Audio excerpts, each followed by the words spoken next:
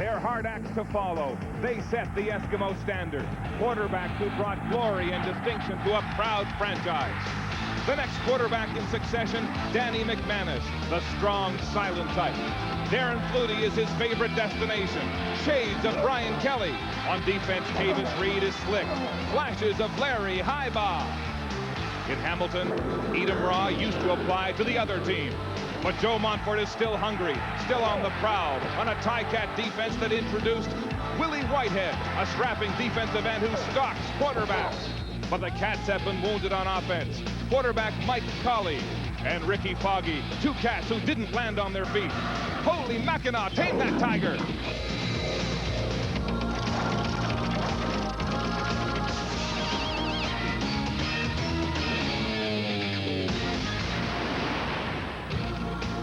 Ivor Wynne Stadium, Hamilton, where the Tiger Cats are anticipating their largest crowd of the year. Yes, it's the last game of a story season, but they're launching a season ticket campaign for next year with what they hope will be a win today against the Edmonton Eskimos.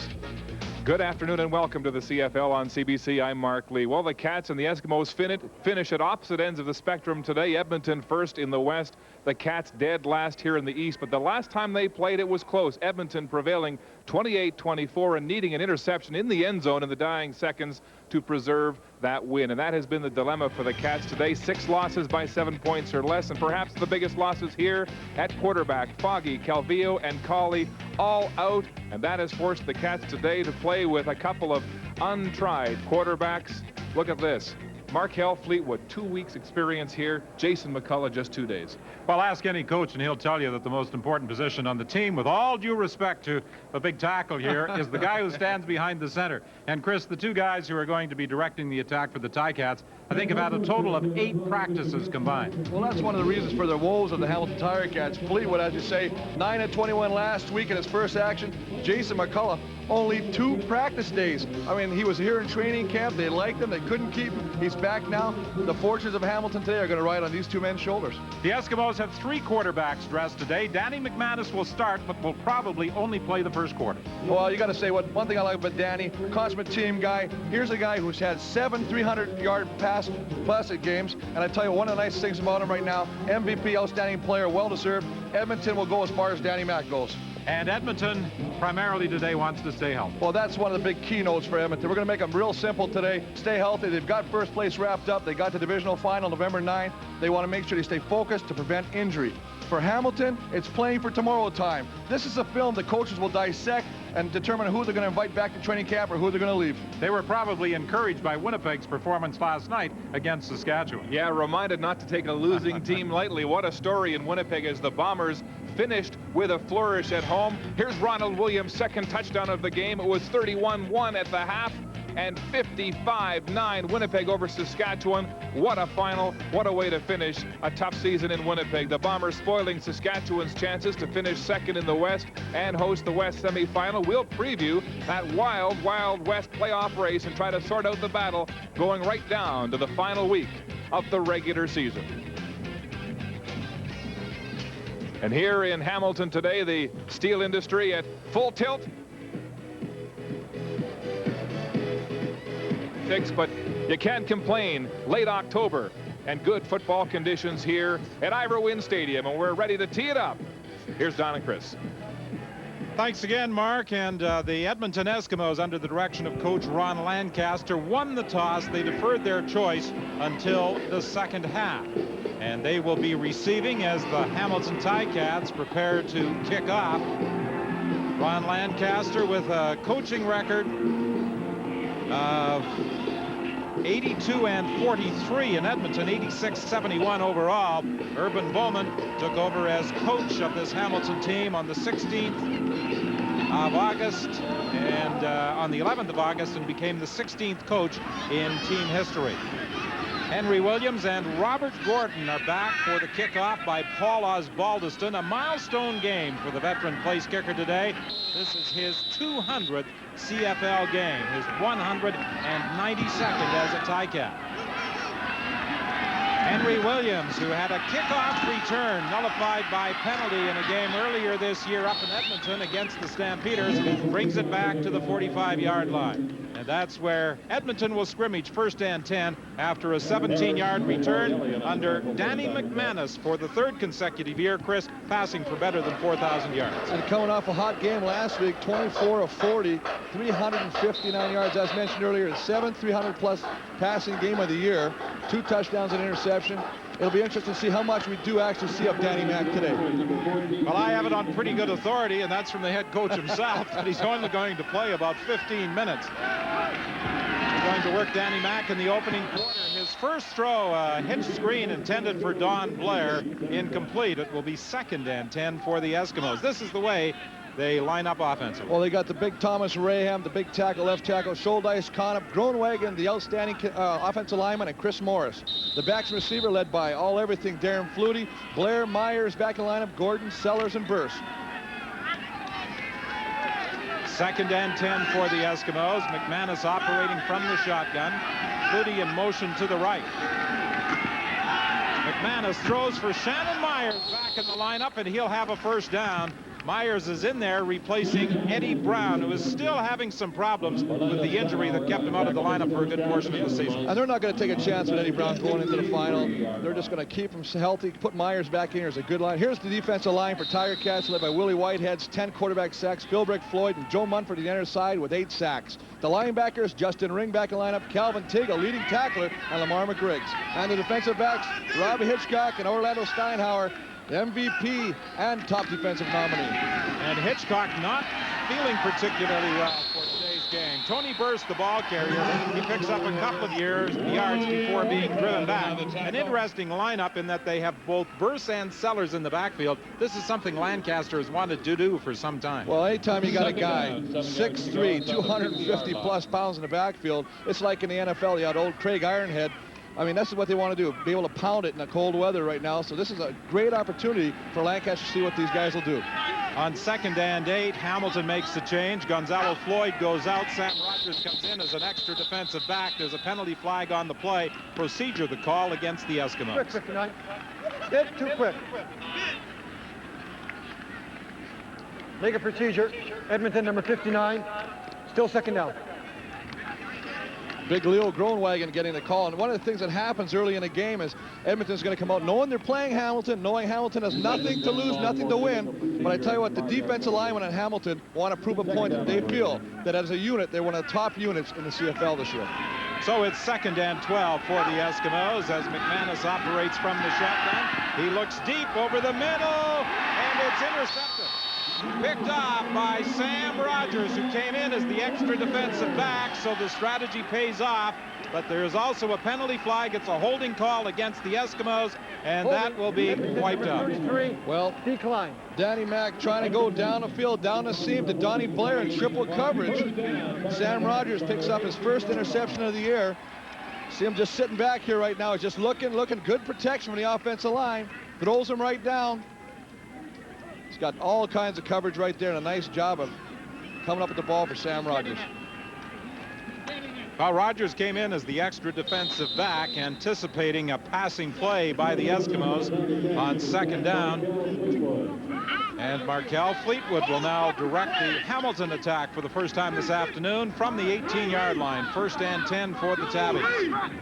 No score in the early stages of this opening quarter, the final game of the regular season for both these teams. And Archie Amerson gets out across the 20 about the 22-yard line. Big Markel Fleetwood, second start. His numbers 11 of 26, 113 yards, has yet to throw a touchdown or an interception. Last year here at Iverwin Stadium, he picked up a Grey Cup ring as a member of the championship Toronto Argonauts.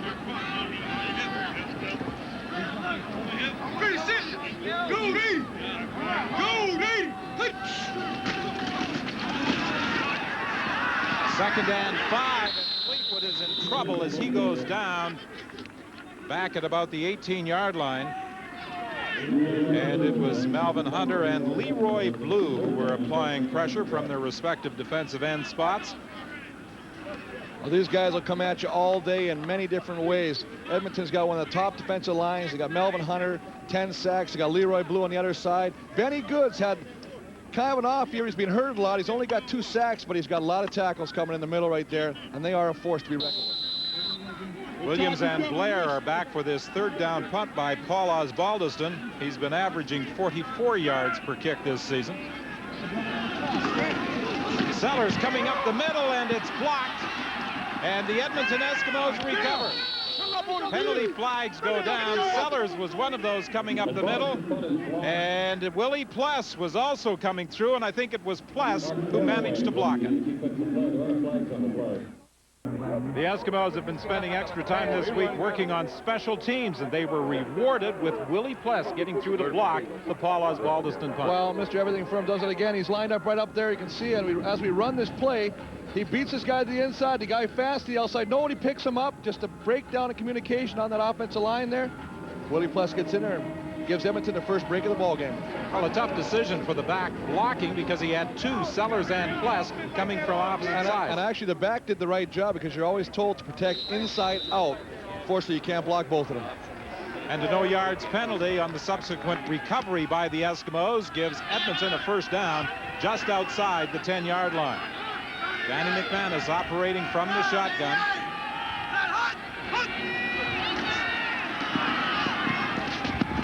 Penalty flag in the play. The pass was intended for Robert Gordon.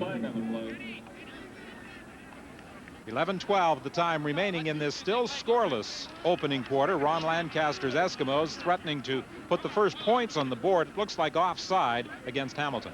Offside. Hamilton, number 53. 1st down, repeat it. Joe Munford trying to get the gun on him right now. Munford has been a steady performer at his defensive end position for Urban Bowman's Ticats this year. One of 8 players to suit up for all regular season encounters. 2nd and 5 from just outside the 5. The handoff to Sellers, and Sellers is caught by Philbrick and brought down as he gets to about the 4. Just a nice job by Mike Philbrick, knifing through the line, stopping that play. It's meant to go off tackle. Does a great job of coming in behind the center, knifing his way in. You can see him just comes there. He beats Scholdice. Textbook tackle, that's how you do it. Philbrick is another of those 8 players who have participated in every game the Ticats have played this year. It will be 2nd and 4. Here's the handoff to Burse. He loses the football. It looks like Hitchcock has got it in the end zone. Well, Burse is going for his 12th rushing touchdown. Unfortunately, just gets hit on it as he goes into the end zone. There's also a flag on the play over on the far side of the field. Offside. Hamilton, number 45. 1st down, Edmonton. Don, you can't have this as a defense. This is killing them. They have a great opportunity to snuff out a mistake on the block punt. Hitchcock comes up with the fumble. Instead of getting the ball 1st and 10, Edmonton's going to be that much closer to the yard line, to the goal line, running 1st down. And you can't keep a team like Edmonton and give them as many opportunities around pay dirt. Particularly when the ball was fumbled and Hitchcock recovered in the end zone. So now it's 1st and goal from the 2-yard line for the Eskimos.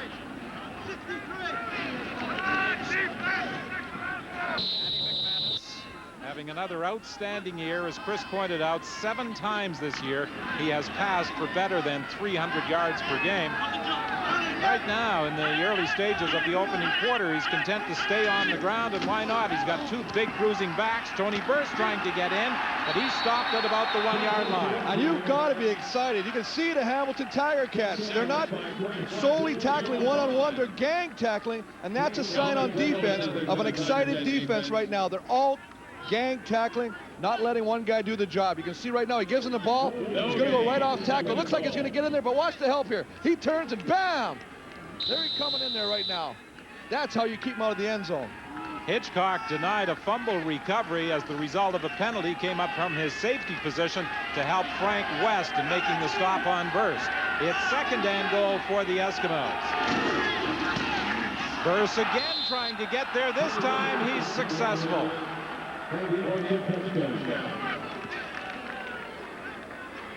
So Tony Burst drives it in for the Edmonton Eskimos, and that's his 12th rushing touchdown of the season. Well, he had one just a while ago that Hamilton should have had. Unfortunately, jumped offside, allowed him another opportunity. Danny Mack says, you know what, Tony, I'm going to give you the ball every time until you finally get it across that goal line, and sure enough, on the third try, he does.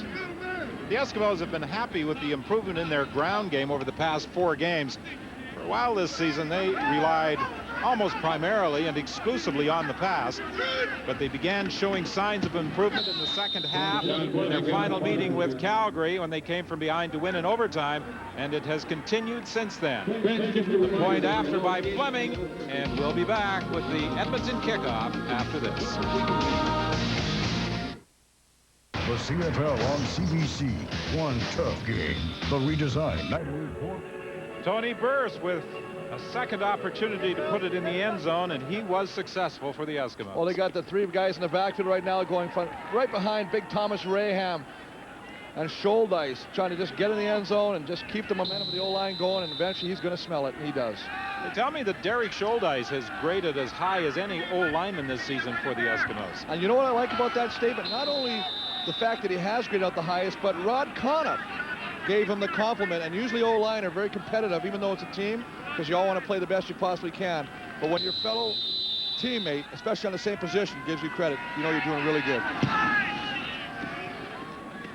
Brown and Jourdain are back for the kickoff. Brown mishandles it. It's still loose and finally picked up by the Ticats. And Hitchcock, ever alert this afternoon, despite telling us prior to the game that he wasn't feeling very well. He's back there to pounce on the loose ball. There's also a penalty flag. Well, major foul against Hamilton. I think it was Kennever. I mean, you just can't do this in this type of game. I understand you have nothing to win, but you got to keep your composure. Major foul, unnecessary roughness. Hamilton, number 17, first down. Good call, Chris. It was Ken Abraire. A 59-yard kickoff. Let's take a look right now. He's working and he's trying to block right now. He picks up Fairway. He's got Fairway. He's just going to keep running him. Give him a little tug. Go for a ride on his back. Just get in his face. Let him know you're there. Unfortunately, that one extra shot, even though it looks innocent, will cost you. So it's back to the 4-yard line, and that's where Fleetwood directs the attack. He's in a big hole to start this series, and Fleetwood drops back into the end zone. He's under pressure, being pursued by Benny Goods, and now Blue. And Blue really rocked him, but Fleetwood completed the pass to Thornton for a first down in the vicinity of the 28-yard line. But what a shot Fleetwood took from Blue. Oh, big-time shot. I mean, he had all kind of pressure. He had Benny Goods in it. He had Melvin Hunter. He had Leroy Blue. Just finds Thornton down the sidelines. Does a nice job. Bert Thornton, who had 5 catches for 80 yards last week and a touchdown. It's only his 10th game as a Ticat. Big play. Watch the hit here. Watch Leroy Blue. Unload. Helmet. Some leagues, they would say that's illegal, but hey, you got to take them as they come. First and 10 from the 28 as the Ticats now have a little breathing room. Handoff inside to Dean Noel, and Noel is going to produce another Ticat first down as he drives up to the 39-yard line. Stopped there by Trent Brown. Nice play. This is a play they had so much success against the Calgary Stampeders. Just a counter. Val St. Germain, Tim Princess just coming around, opening up a nice hole. And here is that offensive line of Hamilton. St. Germain, Princeton, Newton, the O-line candidate, Schmidt and Burgels. Thornton, Ashonde Smith back in lineup, Amerson, Muriel, Jourdain, and Brown. First and 10 from the 39. The Ticats trailing by a score of 7-0. A handoff to Archie Amerson, and we've had flags flying all afternoon, and there's another. And it looks as though this one is going against the Ticats as well. Another penalty. Every time they get something a little positive, they do something, and I have to say it's stupid because it puts them and it hurts them 15 yards back. Holding, Hamilton, number 57, first down repeated. Val St. Germain was guilty of holding.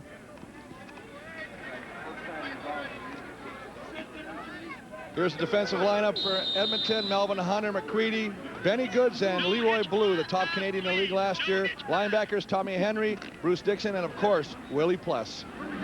The defensive backs: Cavis Reed, Glenn Rogers, Trent Brown, Beatty, and Malcolm Frank on the corner. Willie Pless coming into this game with a league-leading 110 tackles this year. Sideline pattern for Abraire. He takes it out of bounds at the 35-yard line. Just lines up in a slot, goes down the field about 8 yards, comes back to the football as a smart receiver will do, picks up 5, gives him 2nd and 5 or 2nd and 6 to go. Herrera heads to the bench. Morielli comes in as his replacement. It will be 2nd and 14 for the Ticats. Morielli's having a big year, 35 receptions, 448 yards. Coming into this football game. Offside, and it's going to be Morielli who moved prematurely.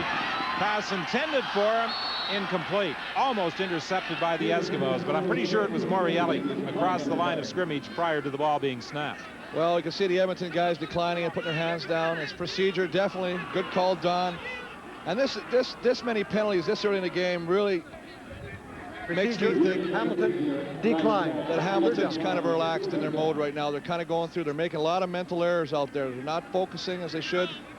We talked about the fact that they got to play for tomorrow, and the fact is, this is the game film. Unfortunately, a lot of coaches will be looking at to determine whether you come back to training camp next year. You may have caught a glimpse of Morielli in that replay, moving across the line of scrimmage prior to the ball being snapped. The 6th penalty in the first 8 minutes of this football game against the Ticats, who trail 7-0. Osbaldiston might have trouble again, and Osbaldiston stepped away from the pressure, got the kick away. A line drive flash to Don Blair, and he could take it all the way. Only Osbaldiston could prevent him from going the distance, and then he's taken out of bounds. Morielli came across as Osbaldiston made the initial contact, and one of the officials went down. The referee, Ken Lazaruk, got tangled up in players going down the sidelines. An alert play by Osbaldiston as he saw the pressure coming again. It was going to be blocked if he didn't step out of the pocket. Well, let's just take a look at the top here. You'll see they're loading up the middle, and the guys are not making their calls correctly. The up back, so the guys behind are calling numbers. They're calling the same numbers as the front line. What happens then is 2 guys block one, not enough block the others, too many guys coming free. They have got to get this problem corrected, or else pay Ozzy danger pay, because I tell you what, the wall of Berlin's coming after him. And Osbaldiston was able to slow down the progress of Don Blair just enough on the sidelines, enabling him to get some help from Morielli to take Blair out of bounds. Justin Ring also came over. Blair denied a touchdown return, and it appears as though Ken Lazaruk is going to be able to continue. No yards. Hamilton, number 39, decline. First down. The no yards penalty on that line drive kick declined, as the Eskimos will have it 1st and goal. It's been a tough year for officials here at Ivor Wynne. The Hamilton mascot ran over an official earlier in the year. Oh, they're all getting hurt. But I tell you what, Donnie Blair does a nice job. Whenever you have to kick under pressure, as Ozzy has been doing, he kicks a line drive, which means there's not a whole lot of hang time, which means the ball gets to Donnie Blair quicker than the defenders. Allows him to catch and run and make a nice return out of it. 7 penalties against the Ticats. 5:45 remaining in the opening quarter. 7-0 the Eskimos lead. Burst looking for touchdown 13, and he's got it. Well, they went to the left side of the line the first touchdown. They go to the right this time. They're going to share the wealth. Spread it around there on that offensive line. Tough to bring down a big guy that's 240 pounds. You can see they got 3 guys in the backfield again. Melvin Hunter lead block. Nice job, point of attack, but you got to wrap this big boy up. You can't let him get his legs going. It'd be like trying to tackle in front of a Dodge truck. You're just not going to bring him down. Well, something Lancaster was anxious to try for a good portion of the season, both Burse and Sellers in the backfield because of their size. And he's looking for Sellers to do some lead blocking for Burse and vice versa this afternoon. And that combination could be employed in the event that they encounter really bad weather for the Western Final, or if they should advance to the Grey Cup game. 5:22 remains in the opening quarter.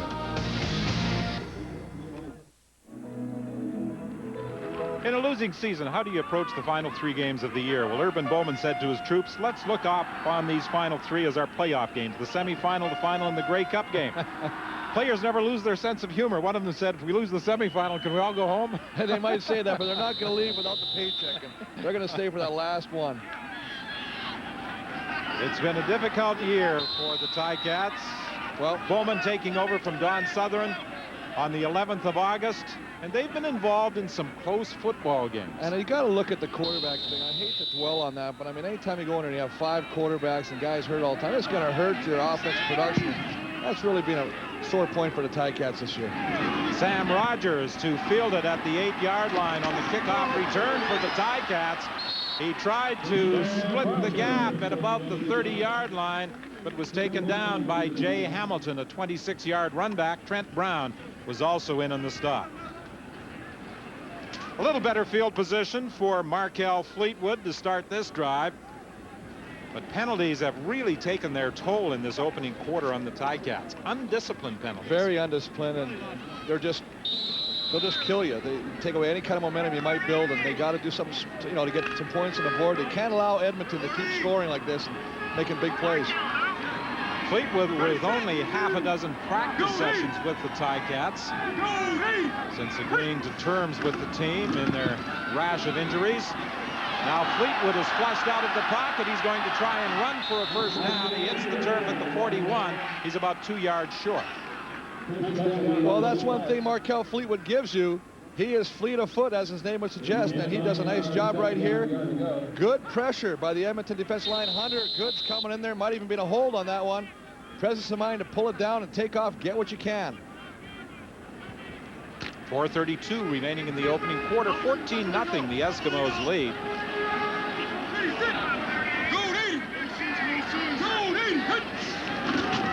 On second down, sideline pattern.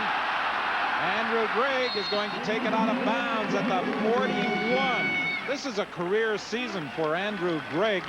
Coming into this game, 24 receptions, 421 yards, 4 touchdowns. Just a quick drop hit. It's almost cut blocking by the offensive line. Makes a nice move to the inside to avoid the tackle and smartly steps out of bounds. When you talk, Chris, about the quarterbacking problems this year of the Ticats, they were working with Andrew Grigg as a signal caller. He was relieved when an additional quarterback was added to the roster. Well, after he wait till he sees the film of Leroy hitting him, I think he might be glad he's not back there. Hand off to Amerson, big hole, and Amerson will carry down to the Edmonton 26-yard line. Nice hole by the front three. Val, St. Germain, Princeton, Newton opening up a nice hole off to the left side right there. Watch the blocking up front here. You're going to get a hat on a hat. You got a little cross block by Princeton on McCready. You got Newton up on the middle linebacker. Pless does a great job. Arch Amerson, his speed allows him to get in the secondary that quick. They are doing some rotating in the backfield with Brown, Amerson, and Jourdain. Jourdain, the ball carrier, and he will pick up just a couple of yards. But they're moving those three around. 14-0 Edmonton leads. 3:09 remaining in the opening quarter. Mark?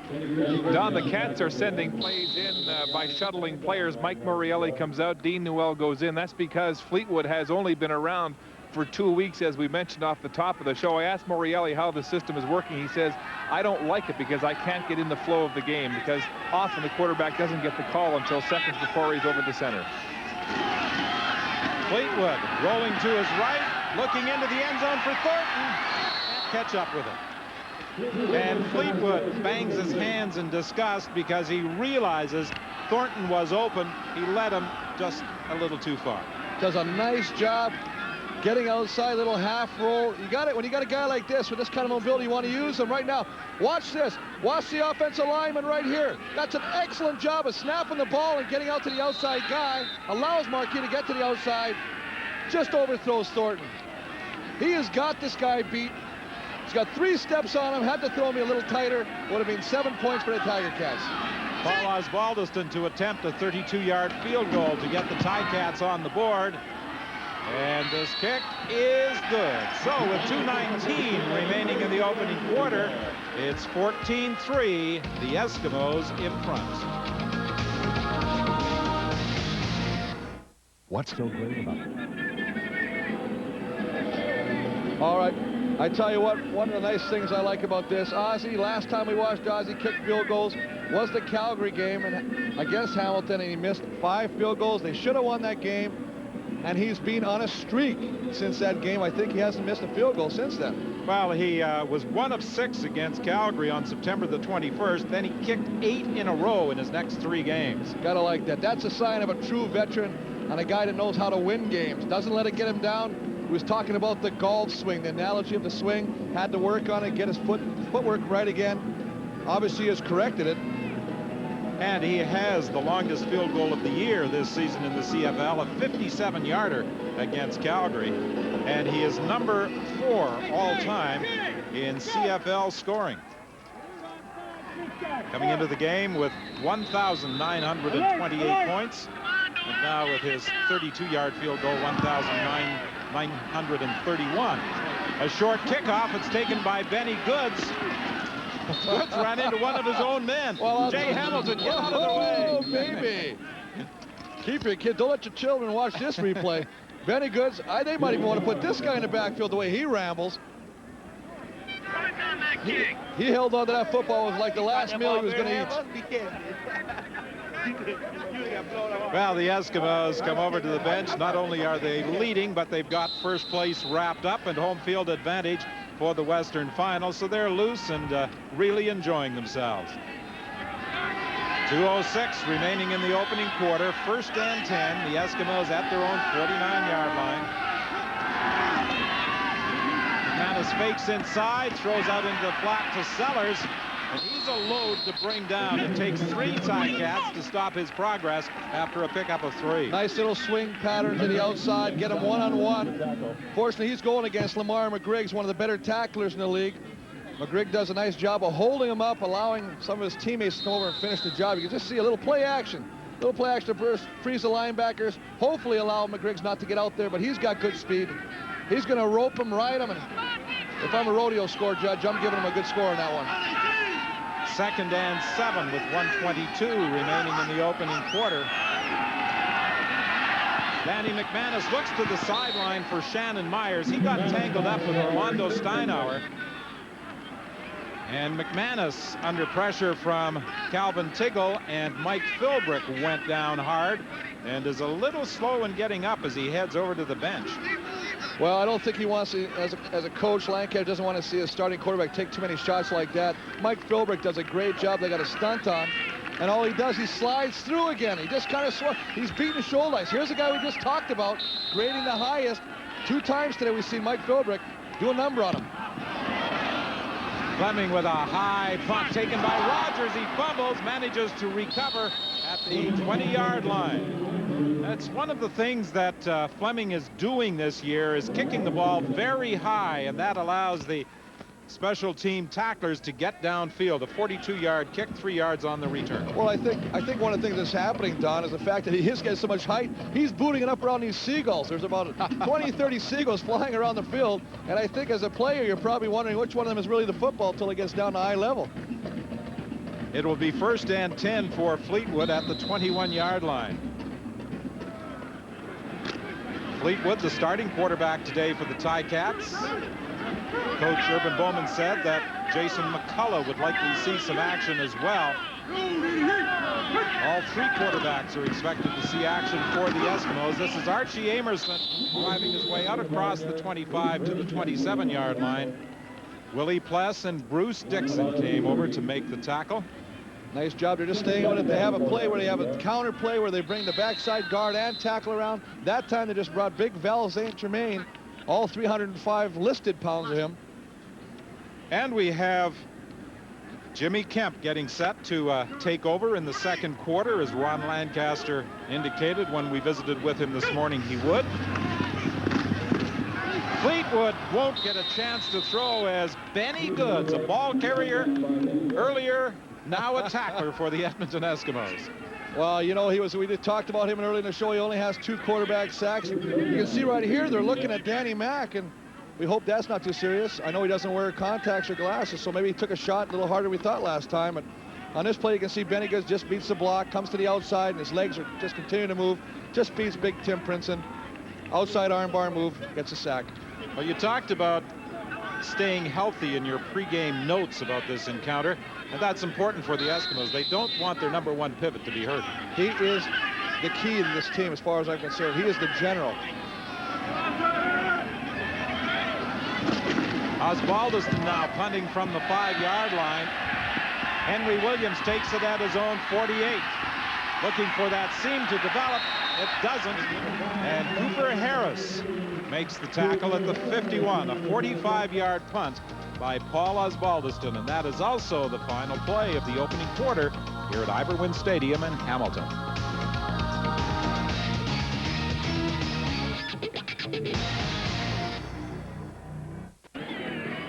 Well, one of the things you got to do when you got Edmonton, you got a guy like the Gizmo back there returning punts.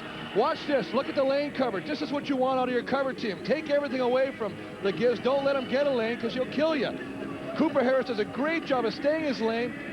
Gizmo had nowhere to go. That's how you stop it right there. You limit his game. Put your defense in good position and keep their offense away. That play may have reminded a lot of people of his father, Wayne Harris, the outstanding linebacker for the Calgary Stampeders from 1961 to 72, inducted into the Hall of Fame in 1976. Big time. And I'll tell you one thing I like about this kid here. He was with Toronto last year, and he led their team with special team tackles with 20 on the year. So it's Jimmy Kemp at the controls for the Eskimos to start the second quarter. Shannon Myers lines up wide to the left. Kemp was the winning quarterback when these two teams met in Edmonton earlier in the year. Danny McManus was injured at the time. Tony Burst takes the ball to midfield for a pickup of 3. Well, I wouldn't be surprised to see these guys trying to establish the run a whole lot today. You can see the first quarter stats. First downs even at 4. Yards rushing, 9 for Edmonton, 48 for Hamilton. A lot of the counter play working for them right now. 52 yards, 82 yards, net yards to 24 Edmonton. Unfortunately, the score is different. The block punt led to 1 touchdown. Penalties costly for the Ticats on another. Penalty flag as Darren Flutie appeared to be offside, and his pass over the middle, I'm sure, is going to be called back. Robert Gordon on the receiving end of the throw. It looked as though Darren Flutie mistimed his move to the line of scrimmage. Well done, and one of the things that happens is every time you make a quarterback substitution, they have different ways or different cadences. Edmonton, number 82, second down repeated. Some guys have a quick cadence, some guys like to draw out their huts, and what happens is as a slot back, as you're trying to hit that line of scrimmage, just as the ball is snapped, now you have to try and figure it out again and get used to the new guy, and unfortunately that time Darren was a little quick. An extra DB in there for the Ticats. Floyd goes out and Sam Rogers comes in. It's 2nd and 12 for the Eskimos. They are at the 50-yard line. Kemp operating from the shotgun.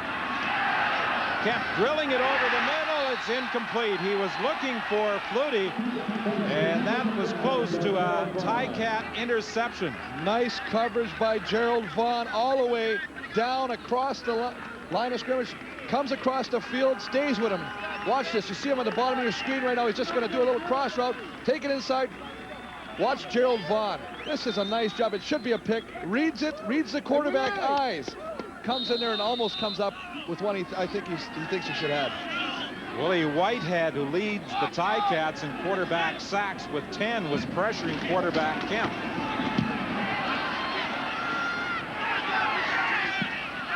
Steinauer, the lone man back. He lets it bounce a couple of times. And alertly, the Eskimos were able to step back out of that 5-yard area. A 35-yard punt by Fleming, 3 yards on the run back. 13-18 remaining in the first half. Let's bring in Mark Lee.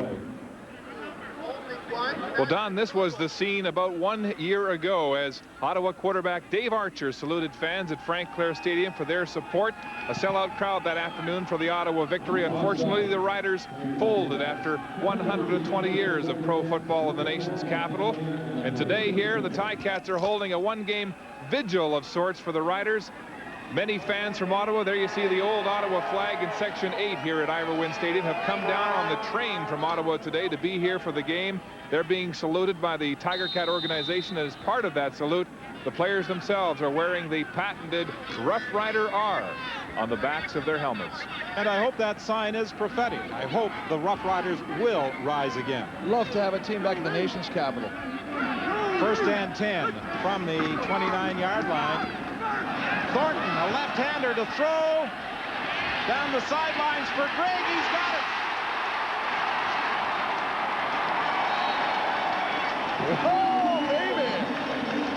What an arm! I tell you what, that ball was up in the air. It traveled a fair distance, hit Griggs right on the hands. You can see the defensive backs saw it coming, but they couldn't do anything about it. Griggs had that much of a step on him. Thornton got downfield almost as quickly as Greg. He was so excited about throwing the touchdown pass. And Greg got in behind the defenders, and Thornton connects for an 81-yard touchdown. Well, you gotta like the razzle-dazzle stuff here on offense right now. Don Blackwell will be putting that play in this week. Just a little reverse and a toss off the reverse, trying to suck up the defensive backs. A nice throw by Bert Thornton. Nice catch and a touchdown for Hamilton. That's a throw any quarterback would be envious of. Well, for a team that's got some quarterback problems, I see a lot of potential here. Paul Osbaldiston with the point after. And we've got a football game with 12:36 remaining in this opening half, thanks to Thornton and Greg combining for an 81-yard touchdown. Connection, baby. These two have become a lethal combination for the Ticats, reversing roles from a week ago when Greg threw a 30-yard pass to Thornton. Today it's Thornton returning the favor, 81 yards to Greg. Well, if you were wondering if Hamilton was going to pack your bags, people, hang around. This is a nice job. Look at this. And the DBs, it's three guys. They see it coming, but they can't do anything about it. And Greg shows some fine speed after the catch, racing into the end zone. You gotta love the razzle-dazzle. Chris, you talk about all the quarterbacking problems this year with the Ticats. Thornton is the 8th player this year to throw a pass for the Tabbies. I bet he's not gonna be the last one either. And both Greg and Thornton have now fired a touchdown pass in back-to-back games. The kickoff to Henry Williams, he has problems with it at the 20-yard line.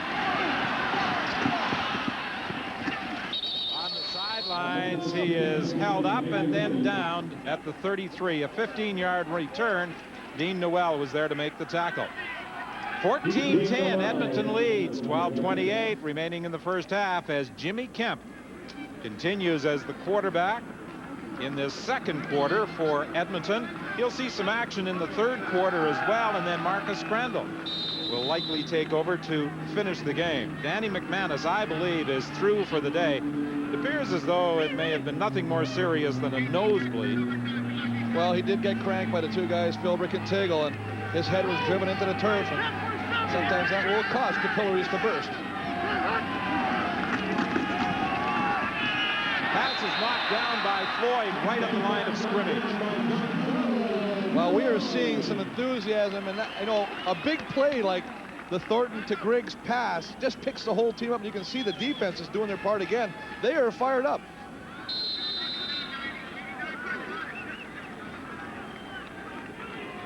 Well, Urban Bowman always well liked by players wherever he has coached. In Winnipeg when he took over from Cal Murphy because of the health problems, and here in Hamilton where he replaced Don Sutherland.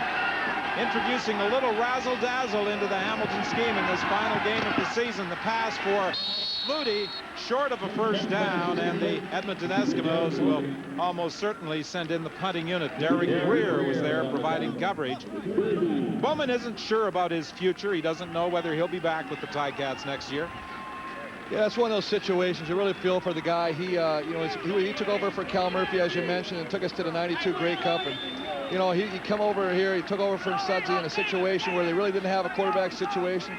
Cavilla was hurt. Cowley came down. They thought they liked this kid. He got hurt again. They've had to put so many people in there, and he's had no flow. And unfortunately, the record indicates that. And a lot of times, that's how they measure you, is by their wins and losses. And we'll just have to see what happens after the season. Third down by Sean Fleming is going to bounce out of bounds at the 39-yard line. Well, it's been difficult with all the new faces that have been in and out of the Hamilton lineup, particularly at the quarterbacking position. Markel Fleetwood, the starter today, he has only had 2 weeks to prepare and isn't familiar with the personnel, needs help in calling his plays. I've always been coached by decent coaches, and they've always taught me to know your personnel. And I think more so than just absorbing the game plan is just knowing the personnel, knowing who to put in certain situations to exploit their talents and to make the offense most advantageous for that situation. Well, they certainly exploited the talents of Grigg and Thornton the last time they had the ball. Here's the pass to Amerson. Amerson down the sidelines, taking it into Edmonton territory at the 47, stopped by Brown and Rogers. I'll tell you what, here they come, a little hitch pass right here. Looks like it's well covered. He's going to roll out to the flat, gets a little quick pass. Bam! You see the defenders there. Benny Goods is all the way over from his defensive tackle position. But Amerson, who is a great running back in his own right, knows how to find a seam and exploits that defense and turns it into a nice game. 10:28 remaining in the first half. 14-10, the Eskimos lead. First and 10 for the Ticats. From the 47, fake inside. Fleetwood throwing out to the flat. Morielli makes the first man miss. Davis Reed takes him out of bounds in front of the Edmonton Eskimo bench. Don, the Eskimos were caught by surprise in that last series when Bert Thornton aired that sky bolt for the touchdown, but a check into his background reveals this. He was a starting quarterback in high school in Akron, Ohio, and a quarterback in his first 2 years at Purdue University before he was converted to a receiver. Well, both he and Grigg have quarterbacking experience. On the second down and short play, Markel Fleetwood stumbled as he took the handoff from center, but it looks as though he should have the first down. And as we mentioned earlier, Grigg was being considered as a backup quarterback in the event that the Ticats had problems in getting Jason McCullough up into the Ticat organization. You are 100% correct, Don. And the big thing is, before Jason McCullough came in here, he was actually running the scout offense for the Hamilton Tiger Cats. And so he has some experience behind the center. But as you said, I don't think he really wants to earn his paycheck as a quarterback. He kind of likes what he's doing right now. Did any of your coaches ever give you consideration to stand behind the center? Well, you know something? And let's take a look at the short yardage first. I'm going to tell you a story. You can see the good surge right there. Markel almost slips, and it almost costs him. But yeah, you know, playing these very same Edmonton Eskimos. That last year in the Western No, a couple years ago, I played fullback. That's not a word of a lie. So I do have some experience, and that probably represented the big check I was getting. Did you carry the ball? No. Hand off to Amerson. Amerson looking for some blocking to develop. Tries to swing to the outside and is brought down at the 35 by Melvin Hunter. And that's what you're going to do. If you're going to stuff the run, you got to stuff it at the point of contact. Right there, Benny Goods gets up there, Melvin Hunter, and he stuff it. Make Archie Amerson bounce it and allow the flow to get to him. Watch it right now. That's a nice job by Melvin Hunter right at the bottom of your screen right there. Limits the hole for Big Val St. Germain to get around in that pulling job. Second and 8 as Fleetwood operates from the shotgun. He's got protection, and Amerson opened momentarily, but then Malcolm Frank and Glenn Rogers came over to close the gap, and at any rate, the pass was overthrown. But I like what they're doing, and you know what the thing is, it's really, if you're a Hamilton fan, you got to be excited about it, is they got guys that are open. He's overthrown them a little bit, but they are open. So Paul Osbaldiston will attempt a 42-yard field goal. That would bring the Hamilton Ticats within a point of the Eskimos. I asked Ron Lancaster what he planned on doing in the 2 weeks he has before the Western Final. He said, well, we'll give the team a few days off, but it won't give them a long stretch of inactivity. The field goal attempt by Osbaldiston is wide, and Henry Williams is going to bring it out of the end zone. Williams finds some room. Well, you don't want to fool with this guy when he starts bringing one back, because he can take it the distance. He takes it out of bounds, but I think the Ticats may have eased up, anticipating that he would concede the single point. Instead, he brings it back 74 yards. Up close and personal with Certified Rentals. Enter to win a VIP trip for two to the 97th Grey Cup at any Certified Rentals outlet. Be our guest at VIP parties before and after the game at the Hard Rock Cafe. We'll get you to the game. VIP treatment at the game. Stay 3 nights at a hotel in Edmonton. In other words, be a VIP. You can't buy this package, but you can win it at any Certified Rentals outlet. Nothing to buy or rent, just enter to win. Certified Rentals. We're here when you call.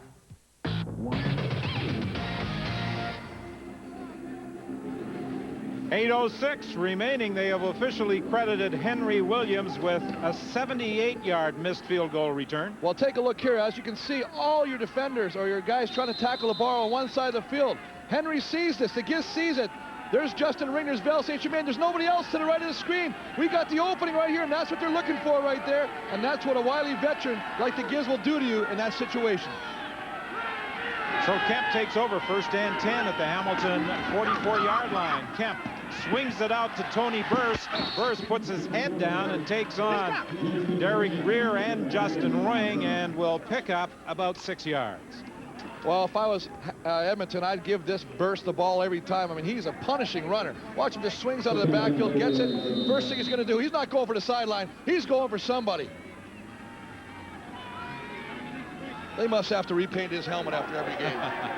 Danny McManus, still a little woozy, it would appear, on the sidelines. But the fortunate thing as far as the Eskimos are concerned is that the injury was not serious. Mike Sellers, the ball carrier, and he was stopped in his tracks by Joe Montford. Montford has been playing for the last couple of games, not totally healthy, and he is having some difficulty in getting back to his feet. Well, you're talking right about that, Don. The fact is he's been playing on a gimpy knee, but does a nice job of filling. The surge by the offensive lineman, he loops around inside. You see him coming right there. Tiggle and Munford, 53-73. That's how you stuff it. They stuff it. They limit the game. You got to punt the ball.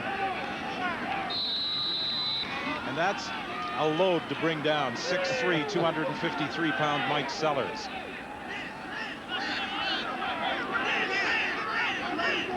So on 3rd and 3, Fleming stands back at the Hamilton 51-yard line for this 3rd down punt. The Ticats have been putting a little pressure on lately, but this one is angled towards the sidelines, and it goes out of bounds in the end zone, just inside the flag for a single point with 6:52 remaining in the first half. Football fans, it's time to make the call in Ford Ranger's Touchdown Drive Sweepstakes. Call now and name the 2 CFL teams who play in this year's Grey Cup. You could win tickets to the big game and a brand new '98 Ford Ranger. Ford Ranger's Touchdown Drive. For years, the Wilson... Archie Amerson has been an exciting addition to the Hamilton roster. He's had a variety of quarterbacks to work with this year. He says he'll do whatever Fleetwood needs him to do. If he get in trouble, he's got to scramble around, then, I can get out to try to help him out. And I told him if he need any kind of extra blocking, I'll stay in and block the extra people for him, too. So whatever he wants me to do, I'll do. And Fleetwood was teaching school in Florida just a couple of weeks ago before he got the emergency call from the Ticats. He dumps it off, and Jourdain has nowhere to go. Stopped after pickup of about half a yard by Leroy Blue. Well, it's a good job by Hamilton right now. They're trying to run a screen. They know the pressure's coming. Edmonton's trying to get after him. It's a good call, but a good job by the linebackers on that, reacting quickly to it and snuffing it and limiting it to a small gain or no gain at all. 6:15 remaining in the first half. 15-10, the Eskimos lead. This time Fleetwood is going to operate from the shotgun. He has 3 receivers wide to the right. Here comes pressure from Benny Goods. They pick him up. Fleetwood rolling to his right, sees some room, and steps out of bounds, but well short of a first down. Nice pressure, as you say. Benny Goods, again, he's just doing that arm bar. He's getting on the right shoulder of that guard, and he's giving him some problems. Flushing him out of the pocket, but one of the good things about him, watch him right here. He sits right here. You'll see him coming to your screen. There's Benny Goods again. You see him doing the arm bar and shoulder ice. He's just giving him some problems today. Excuse me, not shoulder ice, Princeton. Same number, different teams. I mix them up myself once in a while. I love them all. 3rd down punt. Osbaldiston, who has been under pressure when he's lined up to kick the football, standing back at the 24-yard line. This time he has time, gets the kick away. Williams takes it at the 30-yard line. The Giz with his speed, trying to go wide, looking for a block. They couldn't pick up Dean Noel, and he was able to take him down after an 11-yard return. Aaron Kemp has had some problems with the passing game. He's managed to complete just 2 of 4 for 14 yards. He's got 3 of 5 now into the hands of Robert Gordon, and that'll be a gain of about 8. Well, he's getting good protection on the offensive line, but what I like is Gordon runs off the ball, comes back to the ball, shields the defensive back so only he can make the catch. That's a nice job. You see Ray, putting Whitehead right on his back, and he's not going to be too happy with that in films tomorrow. 2nd and 2 for the Eskimos. Don Blair lines up wide to his right. A mix-up in the backfield on a bad exchange as Kemp attempted to give it to Burse, and Burse was past him when he gave him the football. The Ticats recovered. Well, we saw this before. The fact is, a new quarterback comes in. Watch him. He got the ball. As he turns, he's on the other side. He's not expecting to go there. He was expecting to come to the left of him, and he came to the other side, actually knocked the ball away from him, and Munford comes up with the fumble.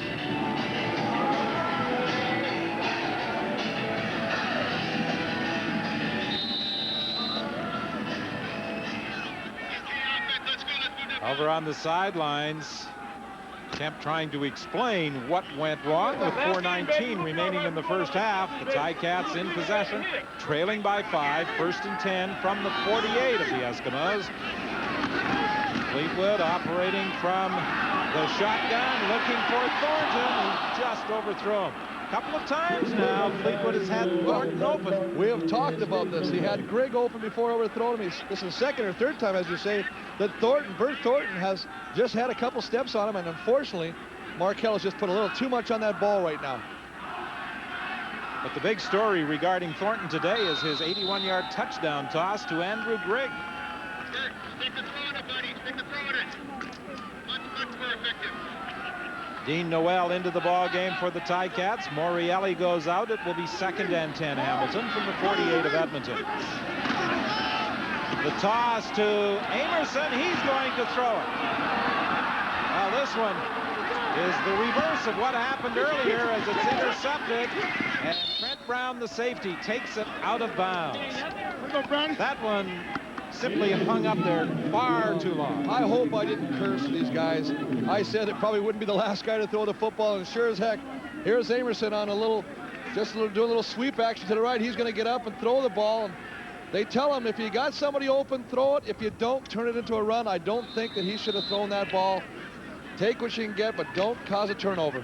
He was looking for Smith, but there were 2 Eskimo defenders there, and Trent Brown takes it out of bounds. 1st and 10 for the Eskimos.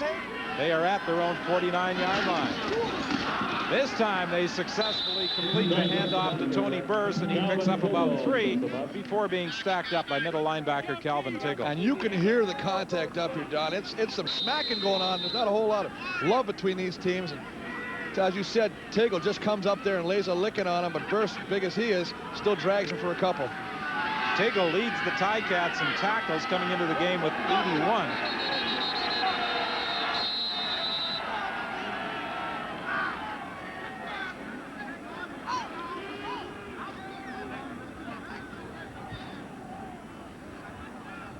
Some problem, and we'll wait for Ken Lazarick to explain. Would you please reset the clock to 2:57 and run the clock when I whistle it? Reset the clock to 2:57. Scoreboard clock showing 3 minutes exactly, so they want to take 3 seconds off the clock.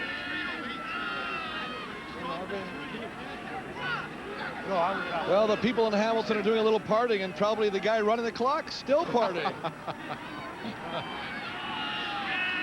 Well, Urban Bowman has delved into his bag of tricks for this final regular season game, and it's produced some entertaining football for the fans at Ivor Wynne this afternoon. And wherever you're looking in on the CBC television network, we hope you're enjoying the action.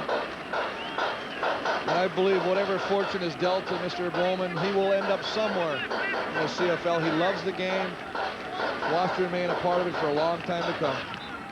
Well, he won a Grey Cup as an assistant coach in Winnipeg in 1988. You were on that championship team.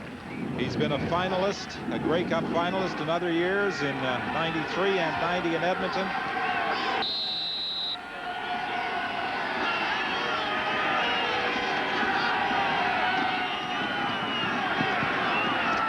pass for Robert Gordon for a first down for the Eskimos as he worked his way into the clear at the 48 of the Ticats. Sam Rogers makes the tackle.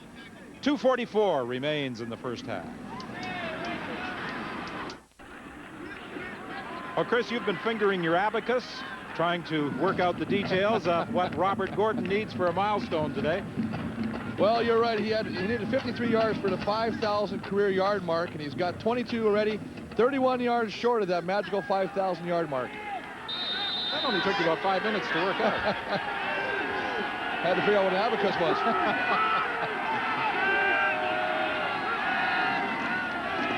2:37 remaining, and Kemp is in trouble, and down he goes.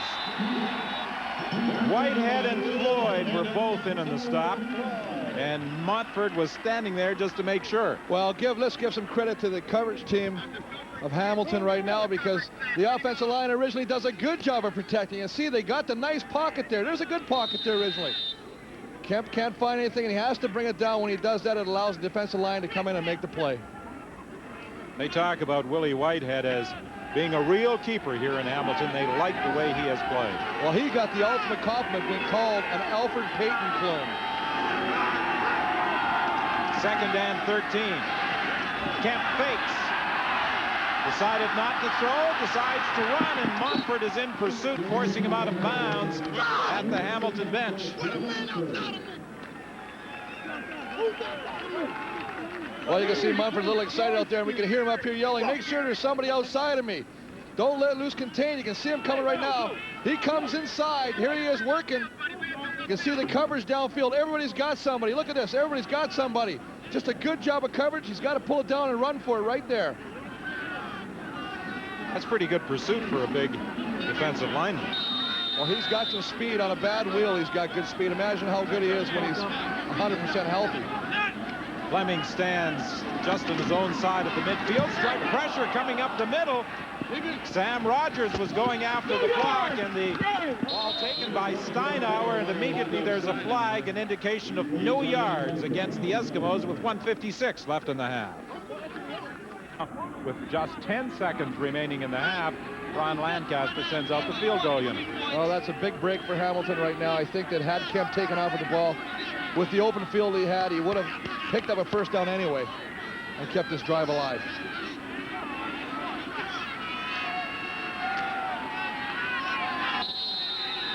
Sean Fleming has been good on 14 of 15 attempts this year from inside 30 yards. And this one is wide. With 2 seconds remaining, another single point goes on the board for the Eskimos, making it a 16-11 game. And time for one play for the Hamilton Ticats. A Hail Mary type of effort, would you predict? I don't know if they'll do that or if they're just going to be happy with the fact that they're playing as well as they are, and I really think they're playing well. Both sides of the ball. They're moving it, they're mixing it on offense, and on defense, they've came to play today, and I think they're giving Edmonton all they can handle and more right now. So I think they might just down and go in the locker room, say, make any kind of minor adjustments they might have to make, and come out even stronger in the third quarter. I'd be inclined to gamble, I think. Why not? Nothing to lose. That would be your nature, Don. And I have a handbook for you.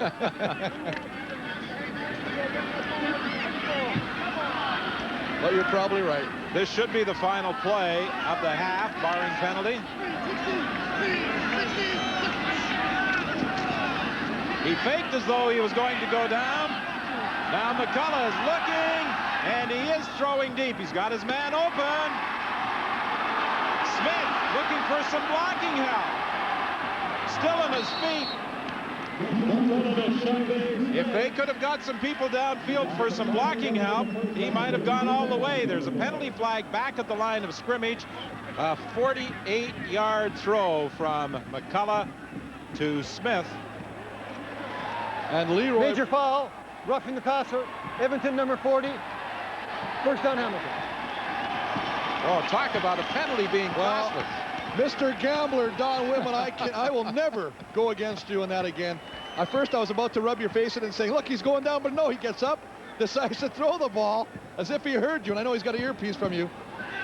Nice throw, nice catch. They get a penalty, which keeps the drive alive because you can't end the half on a penalty. Well, with time expired, it's an opportunity after that 48-yard throw from McCullough to Smith for the Ticats to send out their field goal unit, and Paul Osbaldiston will be attempting a 20-yarder directly in front of the uprights.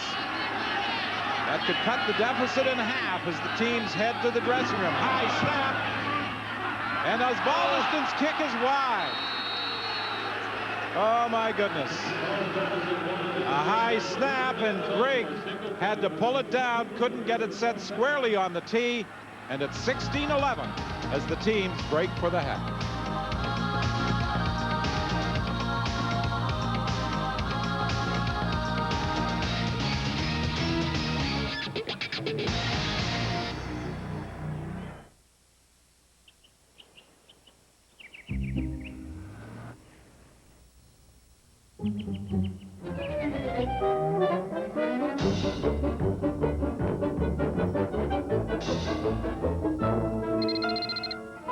Your briefcase. Yes, sir. It's here in the hall.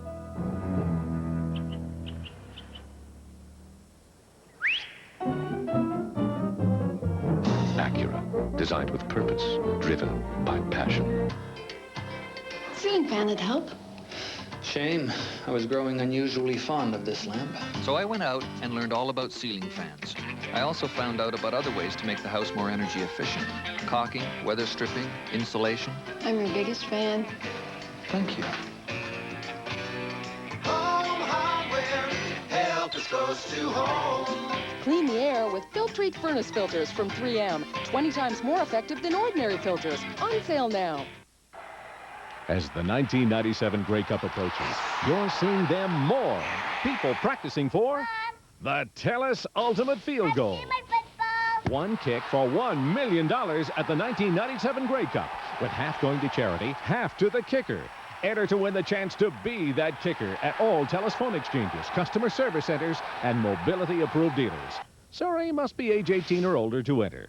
The TELUS Ultimate Field Goal. It must be great being a burger, lying around soaking up the rays. They must think they're at the beach. Take a vacation from Burgers. At Subway, our sandwiches are made on the spot right when you order them. Try our steak and cheese, roasted chicken breast, and Subway melt. Take the Subway challenge. Take one bite, and if you don't like our subs, you get your money back. Subway, it's the way a sandwich should be. Enter to win the Hunt for the Sun in the Great Winter Getaway. Contest closes October 26th. See full details in store. Recreation World, Canada's largest indoor game store, offers a once-in-a-lifetime value. A 4x8 Brunswick Bristol pool table. A 3/4-inch slate base, wood rails, and other great features. This Brunswick table will give you hours of family fun. For a limited time, it's available at a great value price. Regularly $2,149, now $1,799. Hurry, sale ends October 25th at Recreation World.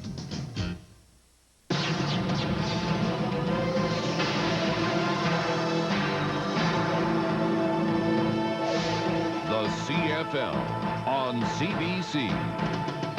Brought to you by TELUS. Basic human communication.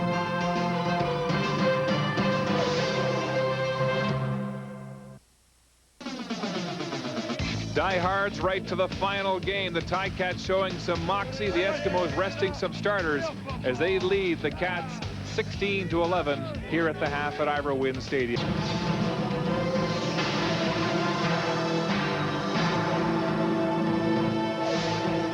CFL on CBC. Brought to you by TELUS. Basic human communication.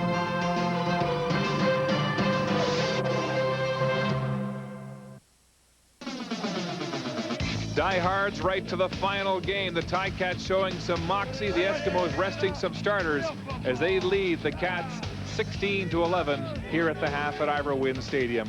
Well, there has been so much parity and power in the West Division this year that virtually every team, all four, will make the playoffs. The only thing uncertain is where they'll all stand, and that will take until the final weekend of the regular season this weekend to be determined. The only thing we know for sure, Edmonton knocks Calgary out of first place.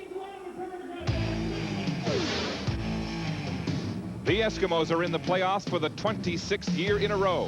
Danny McManus, much maligned as a quarterback who throws too many interceptions, has established himself as the Eskimos' most outstanding player. Deadly accurate late in the game, late in the season, especially connecting with receiver Darren Flutie.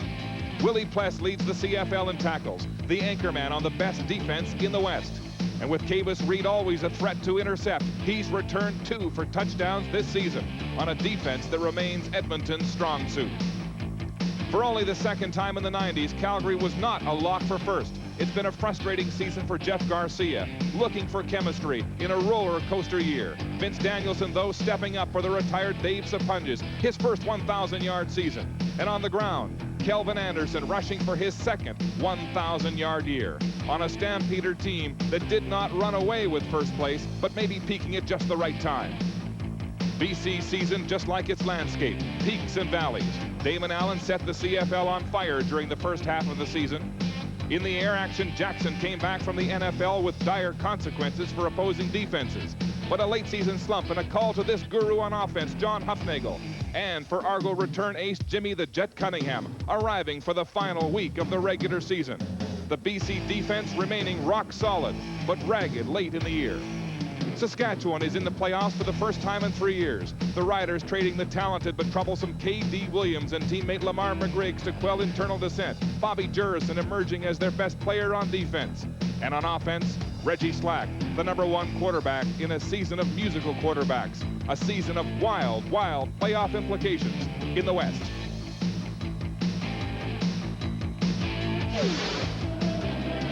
And all kinds of intrigue in British Columbia, where Sean Millington is out for the year with a broken ankle. John Hufnagel comes in as a consultant on offense, and the Jet, Jimmy the Jet Cunningham, is back. Well, I'll tell you what, the biggest thing is Millington, as far as I'm concerned. The man, he leads them in rushing. He's a power horse. He's done so many things for him, both offensively and special teams. You got to pull him off special teams. But as you said, Jimmy the Jet is there now, and we'll see if they use him in Shipman's place. What did Adam Rita say to us in a game earlier this year in Saskatchewan? He said, Millington is my diesel. My diesel, and he's cheap on gas, but he gets his money worth with this guy. It'll be interesting to see what they do and what they do with Hufnagel, because Hufnagel, being in Calgary, knows all their formations. Will he be given the keys to Rita? Probably. How about Saskatchewan blowing a chance to finish second last night? Oh, what an opportunity last night for Saskatchewan to at least get into position to contend for home field advantage for the semifinal game. And, you know, I'm sure that Winnipeg and Hamilton were wishing the season were starting all over about now, unless the 2 games last night and this afternoon are aberrations. And tomorrow it's Calgary and BC. If Calgary wins, they get second, so it goes right to the final game of the season in the West this year. Here in Hamilton, it's 16-11 Edmonton at the half.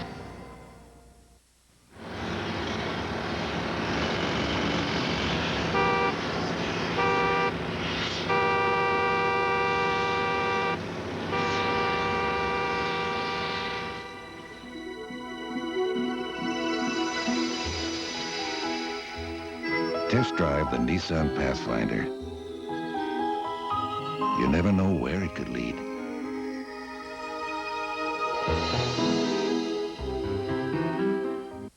Boy. Hi, folks. I'm Shel Buzzy. In our home, we've learned the importance of having a full range of settings in our natural gas fireplace. We chose the Valor Legend Ultra. Not only does it have eye appeal, but it has the exclusive ComfoStat control.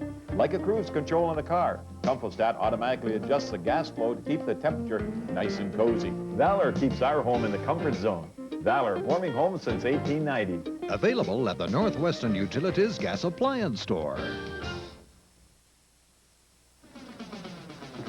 Back at Ivor Wynne Stadium in Hamilton, where the hometown Tiger Cats are playing with heart, close at the half with Edmonton. Well, in the East this year, it's been a 2-horse race, and only 2 teams indeed will make the playoffs, the Argos and the Alouettes. Winnipeg and Hamilton will not make it. That means a team from the West will cross over this year. Here's a preview. In the East, the Argos have been in a class by themselves. Robert Drummond, the Toronto double threat on the ground and in the air, the CFL prototype at running back. Mike Pinball Clemens breaks his own all-purpose yards record. Both dream seasons, each a candidate for most outstanding player if it weren't for quarterback Doug Flutie. He runs the CFL's best offense and is the Argos' most outstanding player. Top Canadian Mike O'Shea is the pit boss of the league's best defense, #1 in 24 of 25 defensive categories. The Alouettes are #2 for the second year in a row. Lured from retirement, Tracy Ham of old is young again, equaling Montreal's best winning record. His running mate in this CFL campaign, Mike Pringle, the league's best pure rusher. Jock Climby puts retirement on hold for one more 1,000-yard season through the air. And with Tracy Gravely backstopping the Alouette defense, Montreal leads the league in forced fumbles. So two teams in the East make the playoffs. What do you think of the format, though, where the fourth best team in the West will cross over? Well, there are purists who might not agree with the format that has been introduced this year, but I happen to like it. I think a team with a good record should be rewarded over a team with a poor record, and that will be the case. Although the Alouettes, I think, would like to know in advance who their opponent is going to be next week. Well, I think they're wondering about that, but I still think in the back of their mind, they're thinking, we're not even worried about who comes over from the West. We want another crack at Toronto. They're going to preview them tomorrow, and then they're going to play them in the playoffs. And that's what they're looking at right now. Big thing for Toronto is, how is Drummond going to rebound right now? He's out for a number of years, or a number of games. He's coming back tomorrow. They're going to try and get some of the rust off him. Let's see what he does. And what about Mike Pringle? He's had sore ribs. There's been some talk he may not play tomorrow against the Argos. They might rest him for the playoffs. Here in Hamilton, we've got a pretty good football game. It's the Eskimos leading the Tiger Cats by 5 at the half.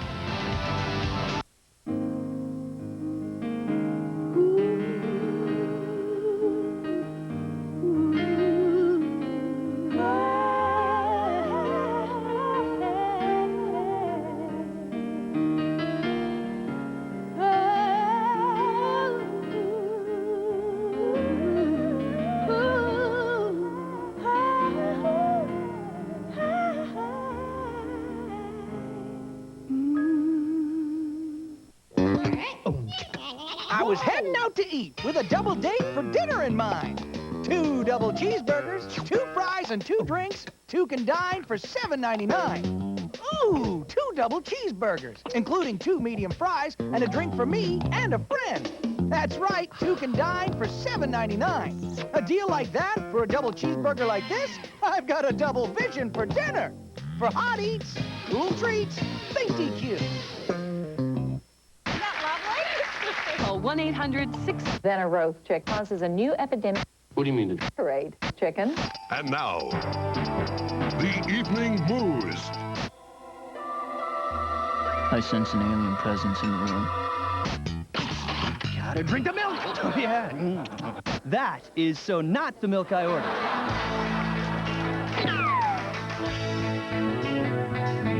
Milk, anything goes.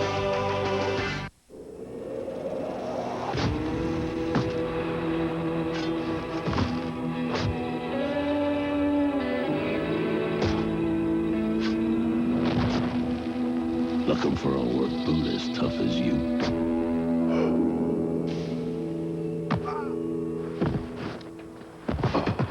Okay, maybe tougher. Terra militaries. Can't guarantee you'll outlive them. Nice boots. Boy. Hi, folks. I'm Shel Buzzy. In our home, we've learned the importance of having a full range of settings in our natural gas fireplace. We chose the Valor Legend Ultra. Not only does it have eye appeal, but it has the exclusive ComfoStat control. Like a cruise control in a car, ComfoStat automatically adjusts the gas flow to keep the temperature nice and cozy. Valor keeps our home in the comfort zone. Valor, warming homes since 1890. Available at the Northwestern Utilities Gas Appliance Store.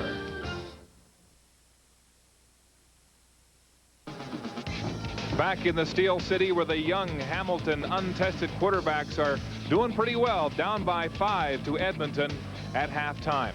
Well, the CBC election desk is getting closer and closer to declaring a victory in the Grey Cup Classics of all-time vote. We are asking you to pick the top 5 games from a list of 10. Here are the 10. Folks, the polls will close at midnight Sunday. We have received thousands and thousands of votes in this contest. We will air the top 5 Monday through Friday, Grey Cup week in Edmonton. There's our address. Get us on the internet, get us in the mailroom, but get your votes in before midnight on Sunday. And I know the 89 Grey Cup game is still #1, Mr. Walby. It is #1, and I just want to thank the people that put in 5 more votes for the 88 game, BC at Winnipeg. Thank you, Mom, for running in twice. It's a losing cause, I'll tell you.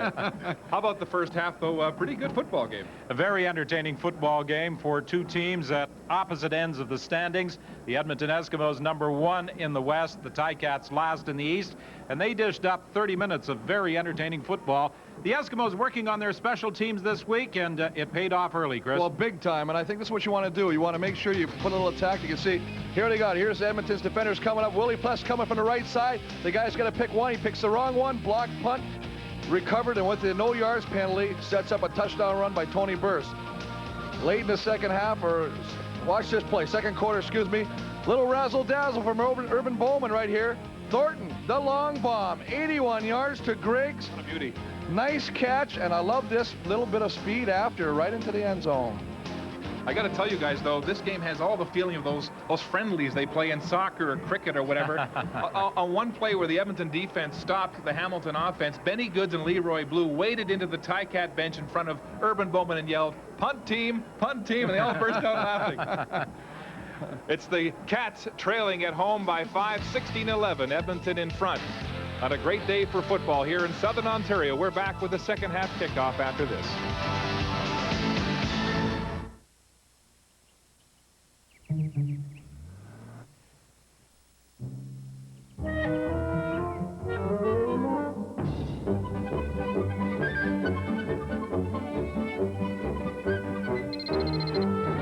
Your briefcase? Yes, sir. It's here in the hall.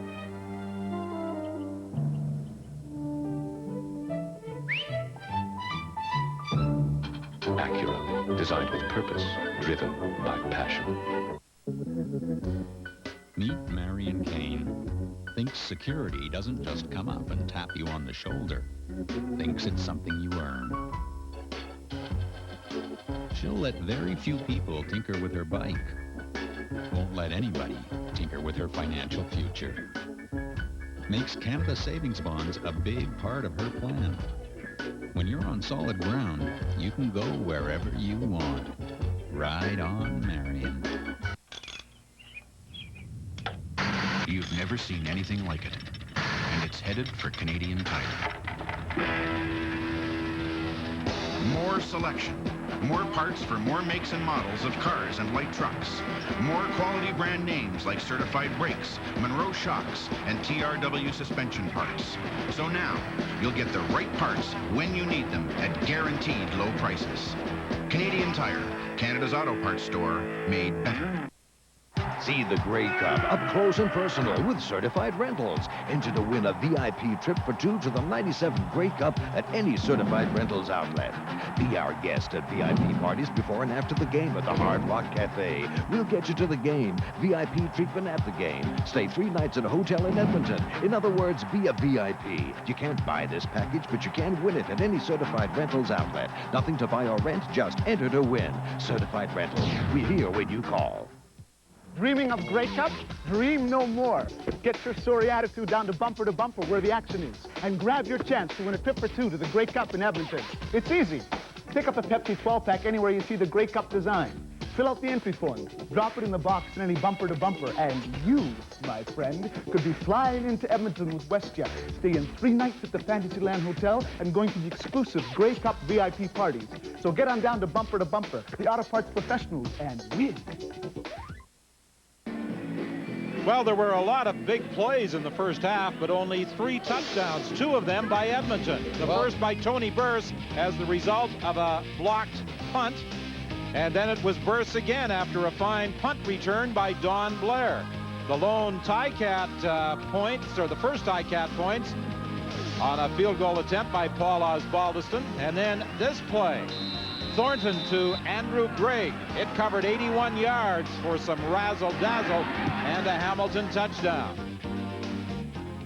And then for Urban Bowman, despite a heroic attempt to narrow the gap in the final seconds, a field goal attempt went wide and resulted in a single point, and that's why it's a 5-point game rather than a 3-point game to start the second half. Jourdain on the return, and it looked as though Edmonton was offside on the kickoff, so they'll probably re-kick. The statistical story, and look at the passing yards favoring the Ticats. Well, both guys they've had in there, Markell and McCullough, have thrown the ball extremely well. I mean, McCullough threw a late second quarter interception up there, but he also hit him on a nice play before that. So, I mean, they are moving the ball, and they're mixing it up with the run, too. They got 72 yards rushing, 319 yards total offense to 99 for Edmonton right now. Both have 2 turnovers, and the score indicates that right now as it's only a 16-11 game.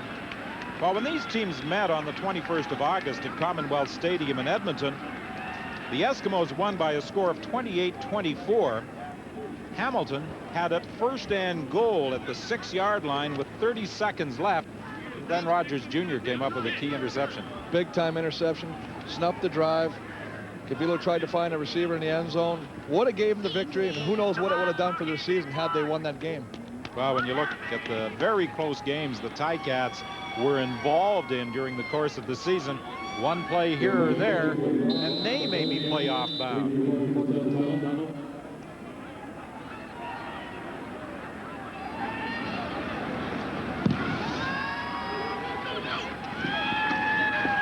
Jourdain again, starting out this time from the 23-yard line. He ran into one of his own men, then lost the football.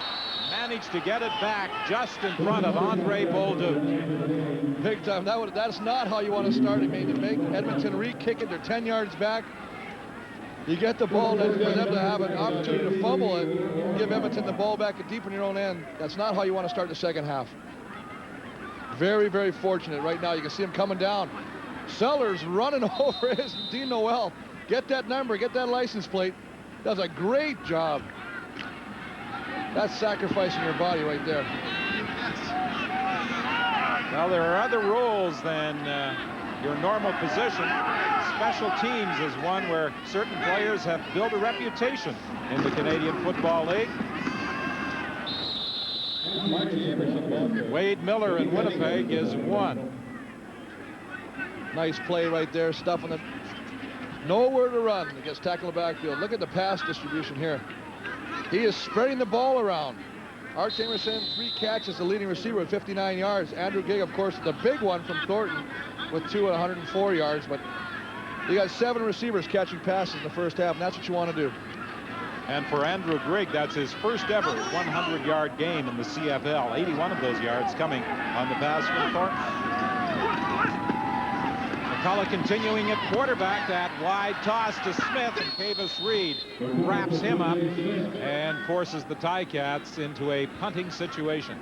And I like McCullough the way he throws the ball, but I still believe when you're throwing across field like that, you can't really put touch on it. You got to get it there quick so the receiver can come back into the ball, find his blocks, and get up the field. As you watch right here, he just takes the ball and he kind of floats it over there right now, and the receiver in turn has to wait for the ball and allows Kavis Reed to close on him and make the play and limit the game. But that's the first thing a rookie quarterback will tell you, throwing that wide out on the Canadian field. Can't believe how much room is out there. And he better get it there in a hurry, or a defensive back is going to move up and pick it up. Don Blair fields the ball, nowhere to go. He is wrapped up quickly by Cooper Harris. Cooper Harris with another tackle right there. He had 18 or 19 coming into the game. He's got 2 today for sure, so he's got 20. Of course, got to mention my good friend Wade Miller. Winnipeg yesterday, 6 special team tackles yesterday in the game. 1 away from the record.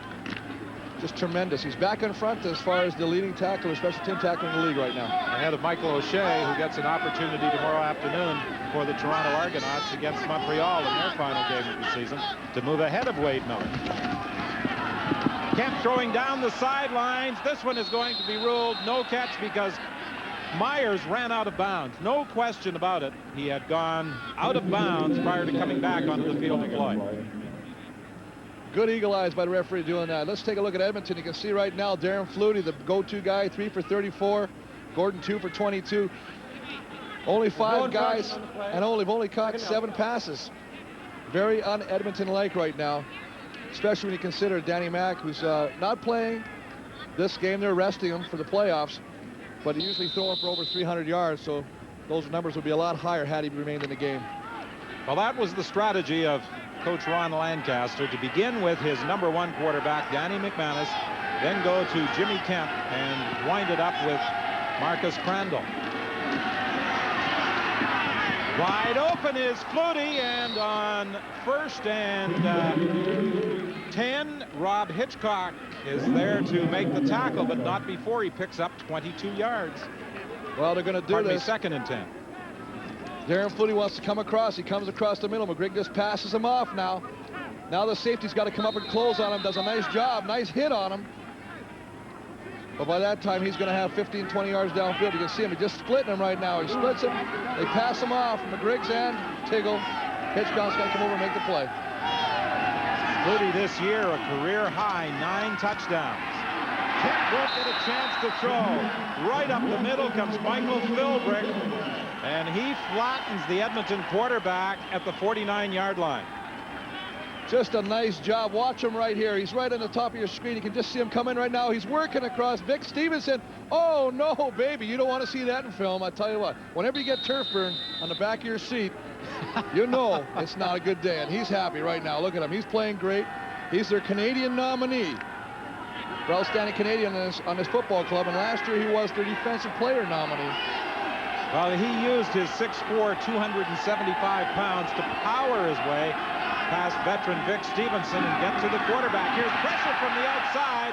The safety blitz was on, but the pass is complete to Tony Burse, and he's got a 1st down. And a nice touchdown-saving tackle by Orlando Steinhauer, or Tony Burse would have high-stepped it into the end zone. Well, Rob Hitchcock was coming on a safety blitz and got there just a step too late. And I tell you what, that is a nice throw by Jimmy Kemp to throw cross-body as almost he's getting hit right that time, to have the presence of mind to still go through with the play. 1st and 10 for the Eskimos. They are at the 27-yard line of the Hamilton Ticats. They lead it by 5 points. Kemp gets protection. Now he's flushed out of there, and he'll be cut from behind by Whitehead, and there is also a penalty flag on the play. Well, they're going to call Willie Whitehead for face masking as he comes over the top and lassos Jimmy Kemp. His hands got the face mask. Face mask. Hamilton, number 92. 1st down. That is a tough call when you're chasing a guy from behind like that. You're trying to get your hands around on him. Watch him from the top of your screen. He's up here. Watch him come around. He's just going to run over the block of Thomas Raham. Keep going. Keeps his feet up. Now he's going to come around, and there you can see the hand right there in the top of your... Just gets it in the face, and you can't do that. You did a great job, Mr. Whitehead, to finish it off properly.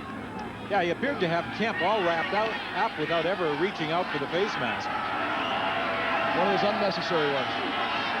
1st and 10. The ball is at the 13-yard line. 10:20 remaining in the 3rd quarter. Handoff to Burse. He's got 2 touchdowns, and he gets down to about the 7-yard line. Calvin Tiggle came over from his middle linebacking position to stop Tony Burse. Just a little off-tackle play. Go behind Stevenson and Thomas Raham. You see the offensive line coming across the ball. They're just coming off right now. Hands it off. Let them find a little daylight. Burse through for a couple. Tony Burse missed 5 games from September 13th through to last weekend. He has 2 touchdowns today in a 16-11 Edmonton lead. 2nd down and 6. Oh, what a hit put on the intended receiver, Shannon Myers, by the safety, Rob Hitchcock. And that's something he's gaining a reputation for, his hitting ability. Oh, I echo your sentiments totally, Don. I think he's come on so well at that safety position that he's making receivers think about coming across his territory. Watch this hit. Bam! And the thing about him, we mentioned the fact that he was all stuffed up. He said, you know what's going to happen? He said, I'm going to hit somebody. All that stuff, all that phlegm is going to be all over in front of my face mask. And that's what's happening right there. He is happy. He's fired up. Look at that. He's just trying to get breath right there. I think your descriptions of some of these situations should be X-rated. Oh, he's just excited. You know who he reminds me of? Benny Thompson, who used to control that back area. Nobody wanted to come across there. Fleming will attempt a field goal of 15 yards on the 3rd down play. It's up. It's good. And that increases the Edmonton advantage to 8 points with 9:27 remaining in the 3rd quarter. Oh, hi. It's Midas-Size days, and that's why we can't afford a color commercial. But what we've saved, we're passing on to you. Midas will give you a lube, oil, and filter, top up fluids, test antifreeze, rotate your tires, set the pressure, and check lights, hoses, and belts. All for just $34.95. And they'll even inspect your brakes for free. See? It's right here in black and white. Midas, the way it should be.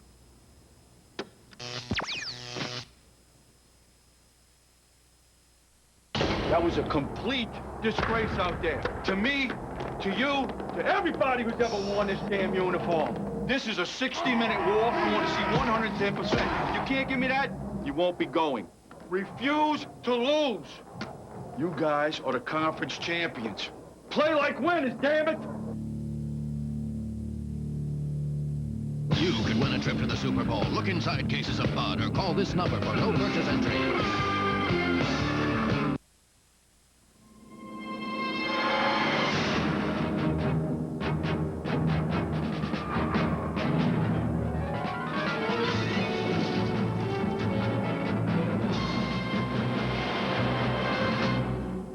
Sunfire design team arrives at work.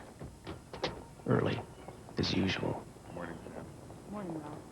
Pontiac Sunfire. Built for drivers.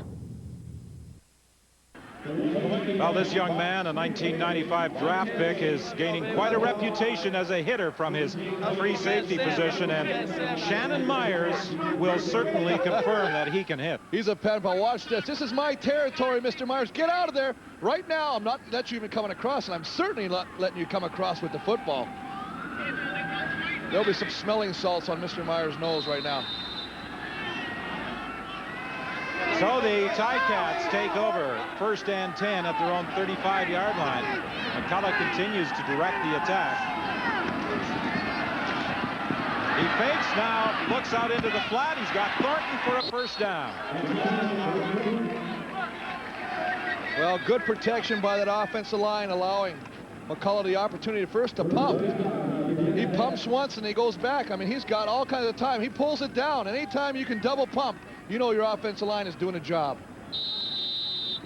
The second catch of the afternoon for Thornton for a total of 37 yards, 13 on that one. I like the poise this young McCullough is showing, despite the fact he's had 2 practices to prepare for this game. That's unbelievable.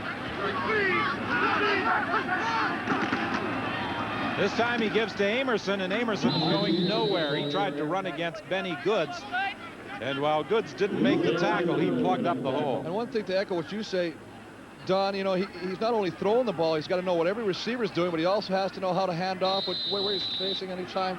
You can see he just takes it right here, hands off to Archie, but look at the line, do a great job at the point of attack. Benny Goods just fights off the block.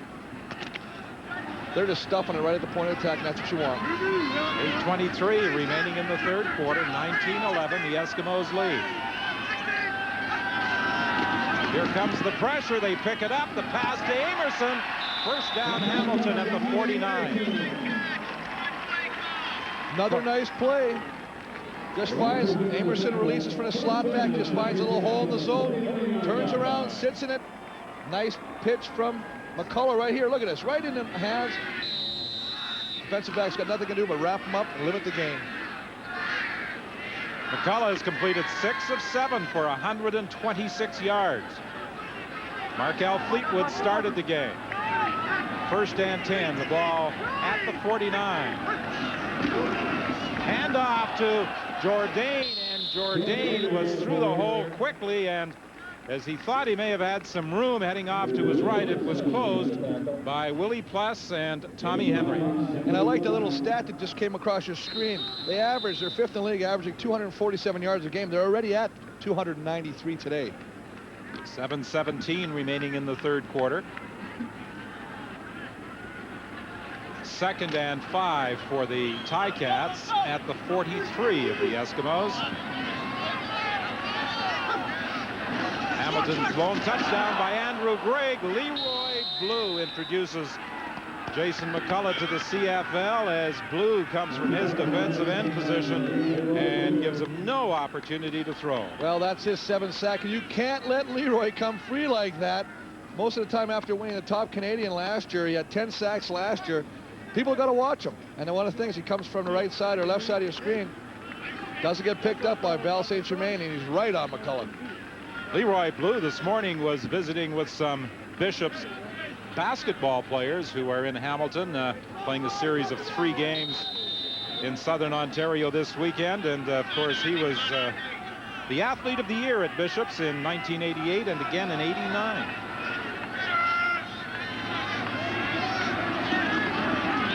Third down punt by Osbaldiston. Don Blair is going to let it bounce through the end zone for a single point. So with 6:32 remaining in the third quarter, a 59-yard single makes it 19-12 Edmonton.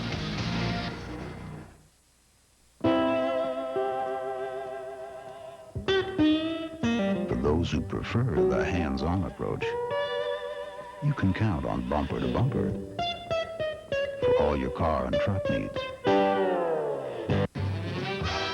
So, how's business? Booming, and I'm saving a bundle on long distance. You switched to Sprint Canada. And bang! I'm paying just 15 cents a minute on calls and faxes within Canada, even during business hours. Get the most for your small business. Calls and faxes are just 15 cents a minute to anywhere in Canada, even during business hours. Dinner time, Pop! Get the most for the least for your small business or home office. Call Sprint Canada today, 1-800-496-MOST. How would you like to spend some fun-filled family time at West Edmonton Mall's world-class attractions? Look for the 50% off Family Pass coupons inside the specially marked Pepsi 12-packs. Oh yeah, and there's this football thing. Drop off an entry form at Bumper to Bumper and you could win a VIP trip for 2 to the Grey Cup in Edmonton, fly in with WestJet, stay 3 nights at the Fantasyland Hotel, and party at West Edmonton Mall's Hard Rock Cafe. Not bad. Pick up your 50% off coupon and get set to save on some serious family fun at West Edmonton Mall. For those who prefer to put themselves in the hands of the professionals, you can count on Bumper to Bumper for all your car and truck needs. Welcome back to Hamilton. Tomorrow we wind up our regular season coverage in Montreal, where the Argos and Alouettes play. Some observers wondering if this might be a dress rehearsal for the East Final. Whit? Yes, that could be a dress rehearsal for the East Final. Talking about dress, Chris, I know he's only been here for 2 practices, but shouldn't somebody tell Jason McCullough that hand-warming pouch is supposed to be worn in the front? I'll tell you what happened. He hasn't got a locker. He's carrying his wallets in his back pocket right now. Well, at the pay rate and pay scale in the CFL, it isn't a money belt. Wide open is Shannon Myers. He makes the catch. There's also a penalty flag. This will probably be an interference call, but it won't be necessary because Myers was able to pull it in for a gain of 38 yards. Well, he comes right back after taking that vicious hit from Hitchcock. Forward pass interference. Hamilton, number 22, declined.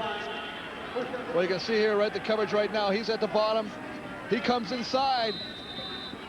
Forgets, he thinks the safety's going to be over the top. He's not.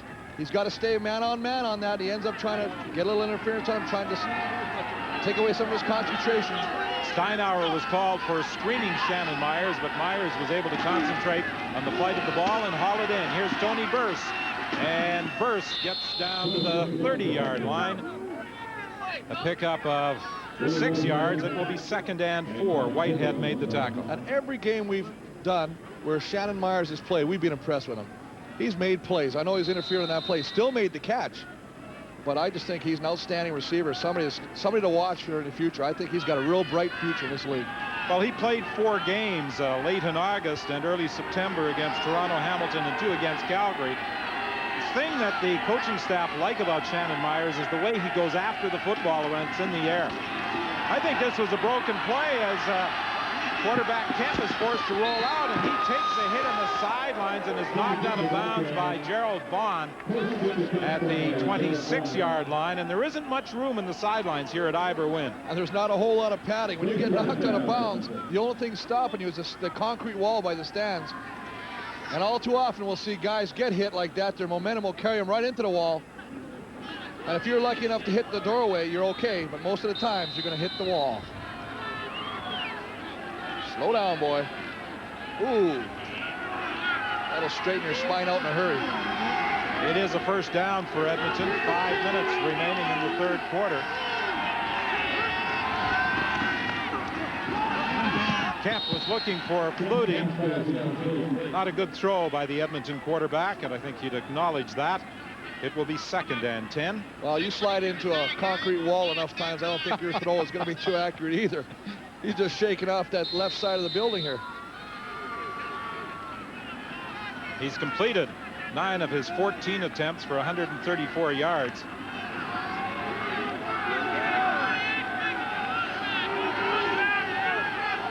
Two starts this year, August the 21st against Hamilton and September 5th against Calgary.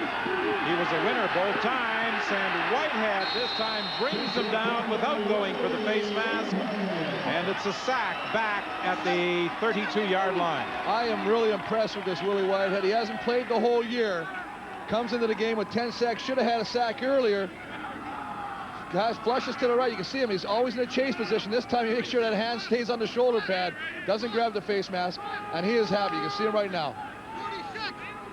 Urban Bowman's description of Whitehead, he just keeps coming and coming and coming.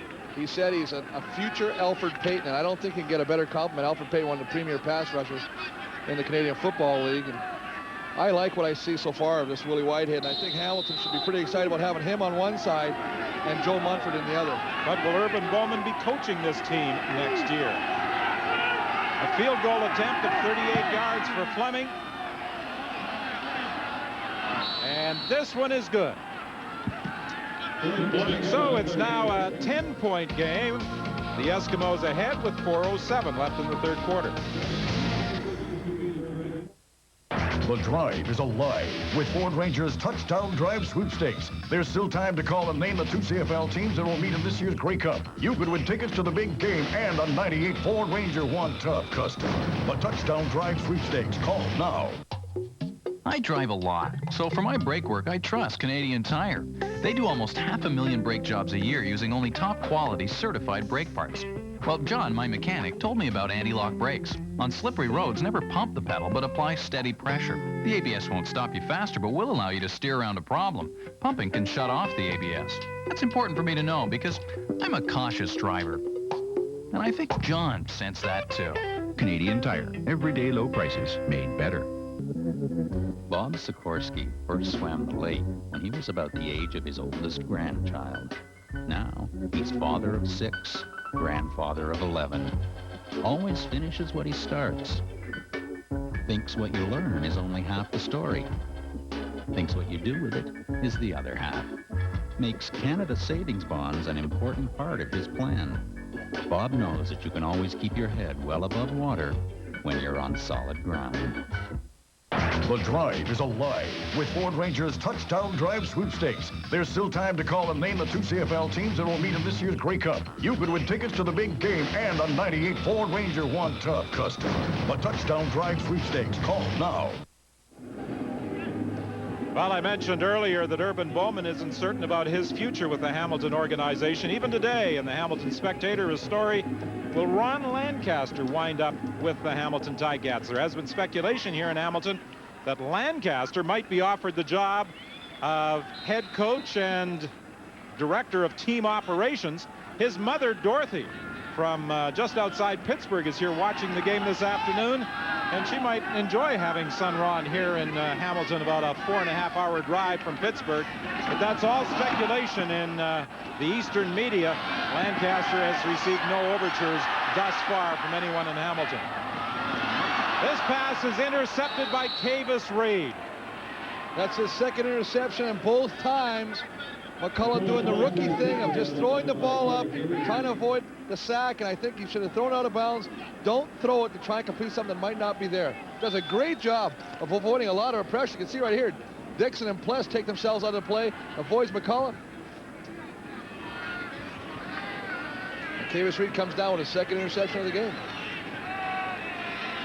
So with 3:41 remaining in the third quarter, on another interception of a Jason McCullough throw, the Eskimos take over 1st and 10 at the Hamilton 54-yard line. The Eskimos lead by 10. They will have 2 weeks to rest up for the Western Final. Solid hit on Tony Burse as he attempted to move through the left side, and Philbrick was there to make the initial contact. Philbrick comes through like a tank. We're talking, I don't care. You tell me you want to talk about being punch happy as a boxer. Watch the contact right here. Boom! I mean, you can hear it up here all the time. There's a lot of gray matter coming out of the helmets right now. You won't be writing a math exam if you do too many of those. Well, this third-year player out of Carleton has certainly made his presence felt in a Hamilton uniform. And now it's Crandall in at quarterback, throwing intended for Don Blair. Goes incomplete. It's third down. That almost looked a little confusing by Don Blair. It looked like he kind of slowed up, looked for the pass, then sped up a little bit. And I think had he kept going on his original path, would have made a nice catch from Marcus Crandall. You see him. Watch Flutie right here. You see him coming around. He just fools everybody. I mean, he's got so many moves. He's not the fastest receiver.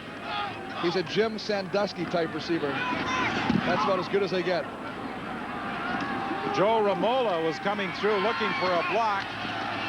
Steinauer fields it back at the 15-yard line, doesn't get any further than the 17. Faraway was there to make the tackle. That was a 39-yard punt by Sean Fleming. Well, Don, as we reported earlier, Jason McCullough has had only 2 days of practice here with the Cats. He was sprung from class this week at the University of Maryland.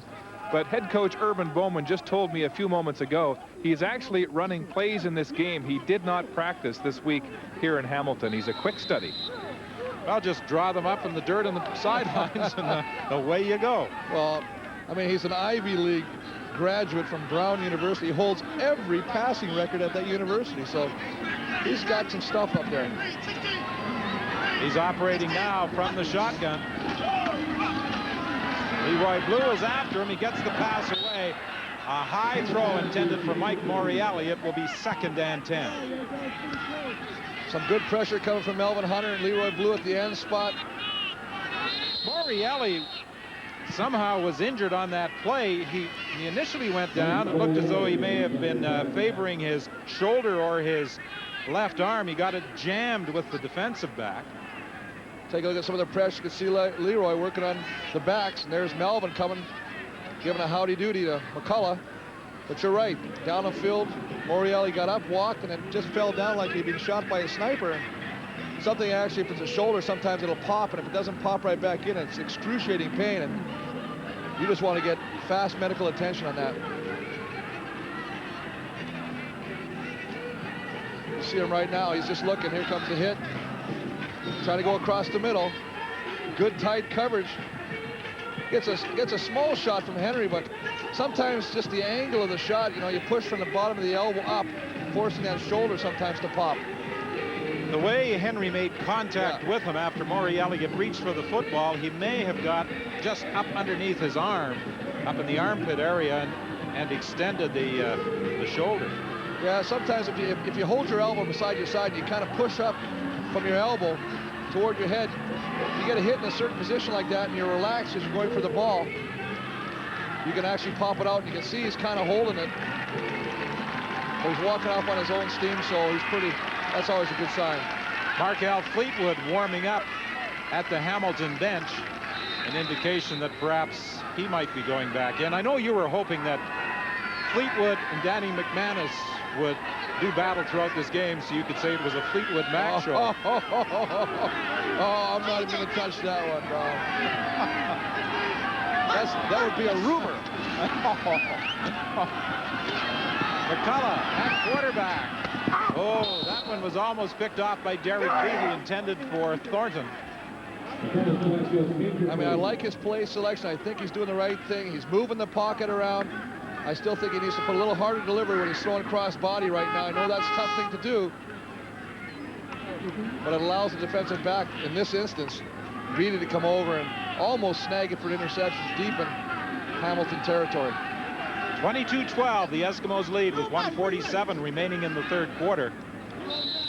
Paul Osbaldiston standing back at his own 4-yard line. Will the Eskimos go after this one now that they've got them pinned deep in their own zone? Willie Plus blocked one earlier. And Henry Williams takes it at the midfield stripe. Down he goes at the 50-yard line. Wrapped up there by Kyle Walters. A 5-yard return. Mark?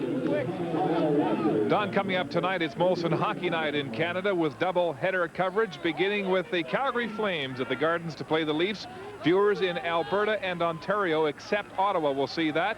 Then it's Montreal at Ottawa to play the Senators. Viewers in Quebec and Ottawa and the rest of Canada will see that one. And, of course, the nightcap coming right up. It's Pittsburgh at Vancouver on the full network. I hope you paid attention. Well, check your local listings for the telecast in your area. But the Ottawa Senators have been a very interesting story so far this season. The Maple Leafs struggling to win at the Gardens, and the Calgary Flames with just one victory so far this season. What a comeback a week ago Friday after being down 4-0 to defeat the Colorado Avalanche in overtime.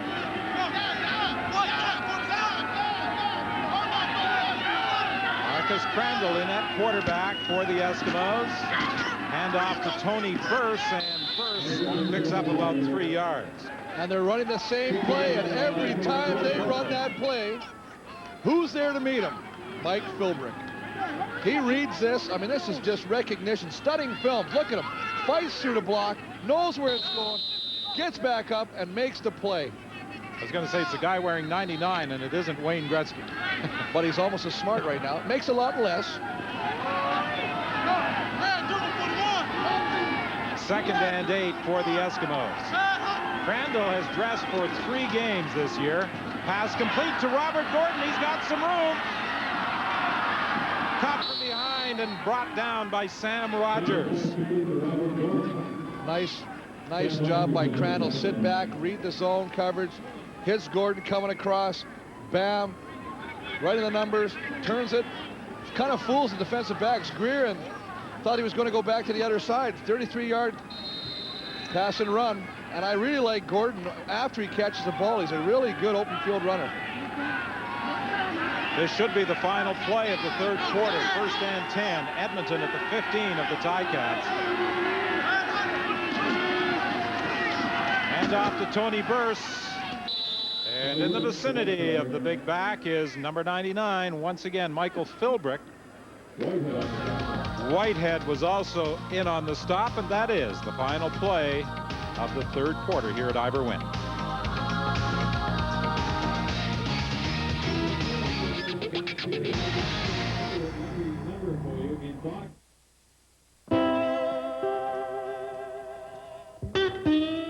For those who prefer to put themselves in the hands of the professionals, you can count on Bumper to Bumper for all your car and truck needs.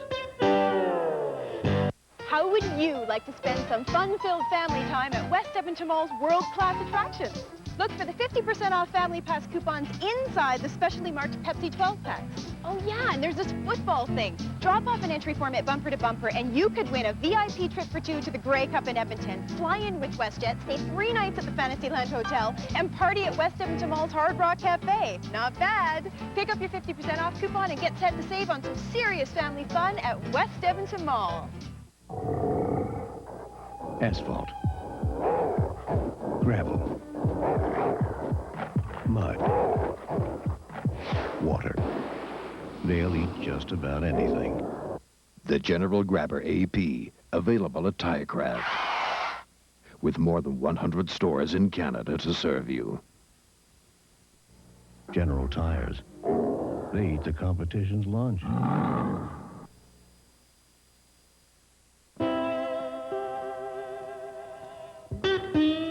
For those who prefer to put themselves in the hands of the professionals, you can count on Bumper to Bumper for all your car and truck needs.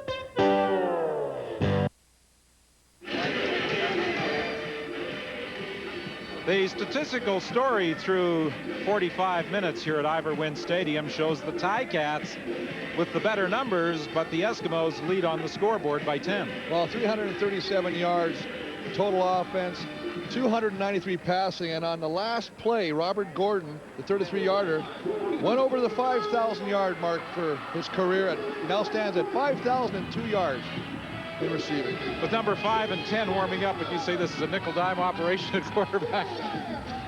I want to find out where you got that cliche novel, because you got it under you're sitting under something. I can't get any of those lines. Veteran spotter Art Darch came up with that one this afternoon.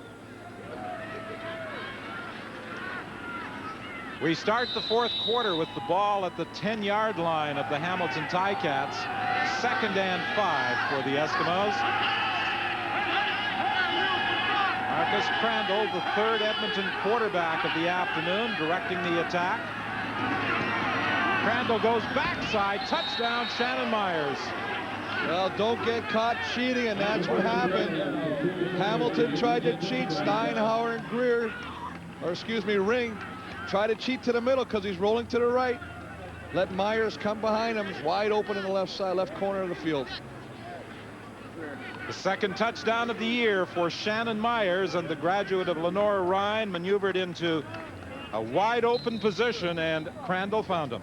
And the biggest thing about bringing your 3rd string quarterback in is your offensive line, and they do just a super job of giving him the time not only to look over the right side, but to come backside and find Shannon Myers in the corner of the end zone for an easy pitch and catch. Point after by Sean Fleming, and the Edmonton Eskimos have taken control. Congratulations on your new boy. I just like to know how old this kid is. Look at this face. That's a baby face right there. They might have to check his ID to get on this team bus. What's up, Grandma? Well, he's delighted at the opportunity not only to play, but to also be on the receiving end of a touchdown throw. Well, take a look at this. Marcus Crandall right back here. The offensive line mentioned super protection. Looks right, comes back left. Orlando Steinhauer gets caught cheating a little bit, sucks into the middle. Myers wide open, and there's a night. There's a lot of love in the room. Look at that. That's a beautiful thing. Well, one of the advantages of finishing in first place and having home field advantage all wrapped up, you get an opportunity to take a look at some different players, and that's what Lancaster is doing today. The combination of bursts and Sellers in the backfield, Shannon Myers replacing Eddie Brown, and Crandall getting a chance to operate the attack of the quarterback. And what position. I like about that, Don, more than anything, is when a coach says he's going to do it and actually comes through with it and actually lives with it, no matter what the score is. They haven't been moving the ball that well offensively, but he's still sticking to his game plan of letting all these people play, and that's what you want to do. And as you say, the luxury of finishing first means that you have the opportunity to do that this game. Yonel Jourdain on the return for the Ticats. There was also a penalty flag.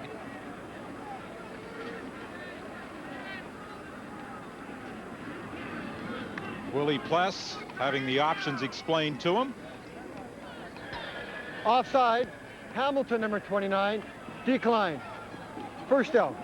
Well, with the good coverage they had and the fact they were able to drop him back at the 17-yard line, the Eskimos declined the penalty. Fleetwood back in at quarterback for the Eskimos, or for Hamilton, I should say. He was under pressure as he attempted to dump it off to Archie Amerson, and then Amerson took a hit from Dixon. Well, that's his release valve. Archie Amerson slides to the left. If there's nothing down the field open, he's just going to slide the pass to Archie and hopefully get something out of it. 29-12 the score. Let's bring in Mark Lee. Don, Mike Morreale is back in the game. Here's an update on his condition. He struck his elbow on the turf. It caused some nerve damage. His hand went numb, and he came off the field angry, yelling at everybody, including a guy behind me with a megaphone. The training staff says it was a not-so-funny bone injury, but assure me that he will soon have his sense of humor back. And he makes the catch and then is thrown out of bounds, and he's not happy that he was unable to beat the defender and pick up first down yardage. As a result, the punting team comes into the game for Hamilton. Well, one of the luxuries, and a lot of teams are using it, probably implemented by Toronto and Donnie Matthews, is by putting a former defensive back at that will linebacker position because of the speed and the ability to cover. And Tommy Henry does a class example of that right there, staying step for step with Morreale and not allowing him to turn up the field. This afternoon, Osbaldiston's punt below his seasonal average. Here comes pressure up the middle. Willie Pless came free again, but couldn't get there in time. Now Now the Gizmo trying to find a hole.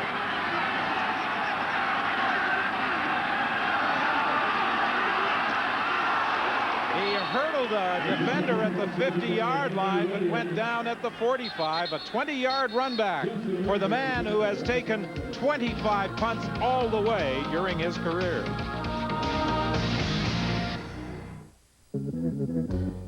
Meet Marion Kane.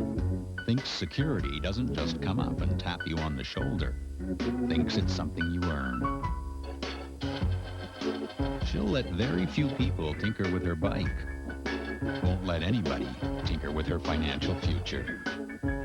Makes Canada Savings Bonds a big part of her plan. When you're on solid ground, you can go wherever you want. Ride on, Marion. Been a while since you had an Arch Deluxe? Should we remind you it comes with fresh tomato, leaf lettuce, even hickory smoked peppered bacon if you like? Or do you just want more hype? Okay.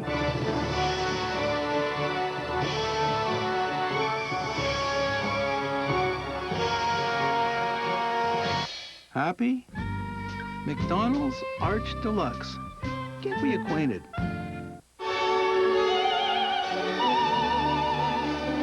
Sometimes you get a craving for great rock. K-Rock 97.3 plays more Stones, Eagles, and Tom Petty in 45 minutes than anybody. When you need great rock, only one radio station gives you 45 minutes commercial-free every hour. Yeah! This is K-Rock. One of the most popular individuals in the Canadian Football League, Henry the Gizmo Williams, always smiling, always laughing, but causing great dismay for opponents in the Canadian Football League with his punt returning ability. During his career, 841 have been brought back by the Giz for 9,629 yards and 25 touchdowns. Oh, stop it. Don't be hitting it at home, baby. Everything's cool. We're going to bring it back. Calm down. Giz, relax. I'm talking about you. One of the really interesting statistics, and we keep bringing it up, he's had more punt returns called back because of touchdowns than anybody else has ever returned. Well, he is what the term is called game breaker. And what you saw there, the laughing and the joking, that's how he is all the time, 24/7. Every day, he just loves life. He's just that kind of guy, and he rubs off on his teammates. They love having him around. He's always, look at it, he's always laughing. Look at this, see, look, he's laughing. I mean, it's hard to even understand what he's saying half the time. This is my best friend. This is the one keep calling all my stuff back right here.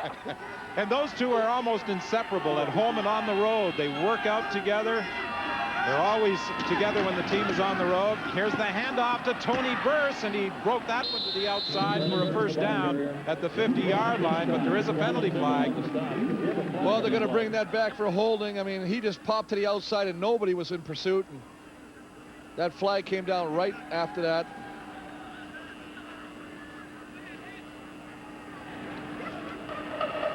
Holding, Edmonton number 33, second down repeated. Well, Mike Sellers guilty of the holding infraction. The lead blocker, Mike Sellers, coming in and trying to secure the corner. Coaching staff has spent a lot of time with Mike Sellers. Ron Lancaster had a good line. He said, 90% of your time is spent with 10% of your players. You can see him right there. He takes him in. And actually, it doesn't look that bad, except for the fact that his other hand is on his back. Had he kept both inside, it would have been an excellent block.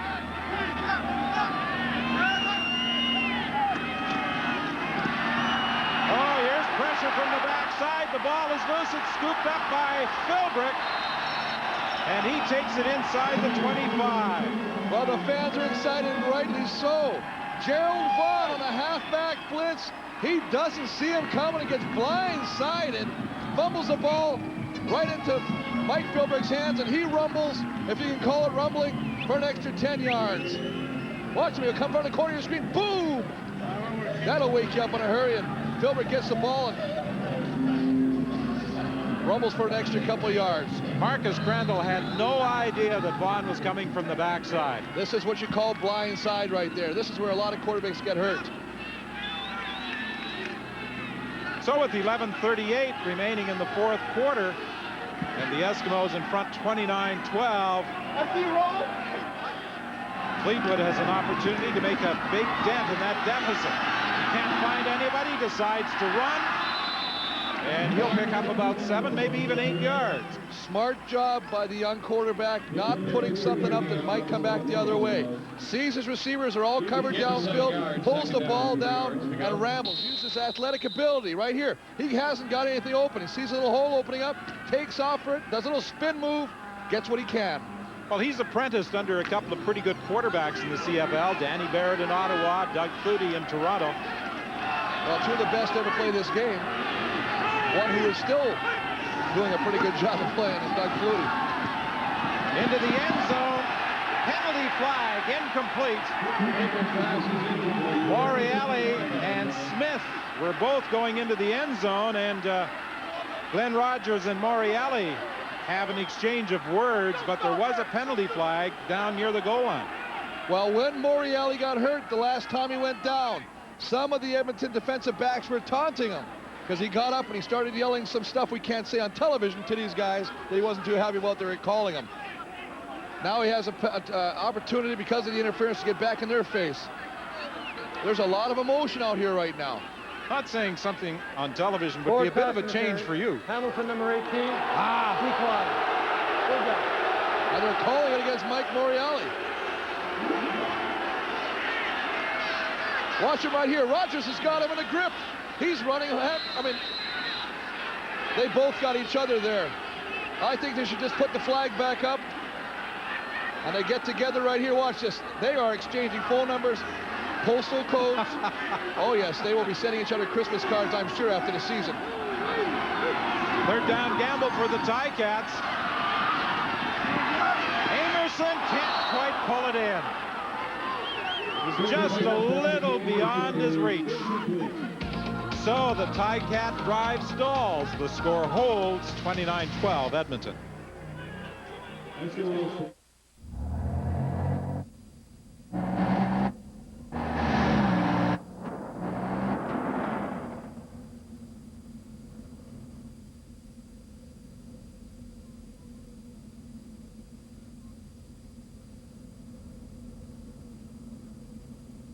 To you, it's a traffic light. To a Sunfire driver, it's a root canal. The Pontiac Sunfire, built for drivers. I was heading out to eat with a double date for dinner in mind. 2 double cheeseburgers, 2 fries, and 2 drinks. 2 can dine for $7.99. Ooh, 2 double cheeseburgers, including 2 medium fries and a drink for me and a friend. That's right, 2 can dine for $7.99. A deal like that for a double cheeseburger like this? I've got a double vision for dinner. For hot eats, cool treats, think DQ. Hi, folks. I'm Shell Buzzy. In our home, we've learned the importance of having a full range of settings in our natural gas fireplace. We chose the Valor Legend Ultra. Not only does it have eye appeal, but it has the exclusive ComfoStat control. Like a cruise control in a car, ComfoStat automatically adjusts the gas flow to keep the temperature nice and cozy. Valor keeps our home in the comfort zone. Valor, warming homes since 1890. Available at the Northwestern Utilities Gas Appliance Store.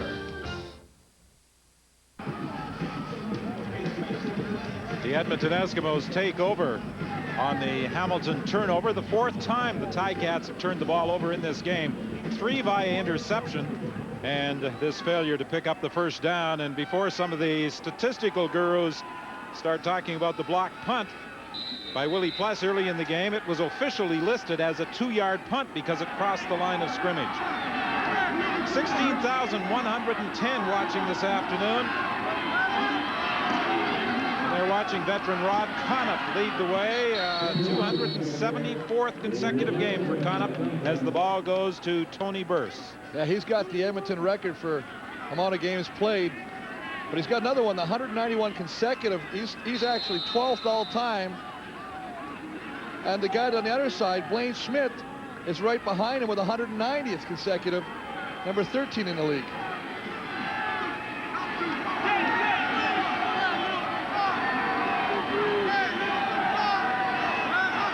Crandall operates from the shotgun on 2nd down.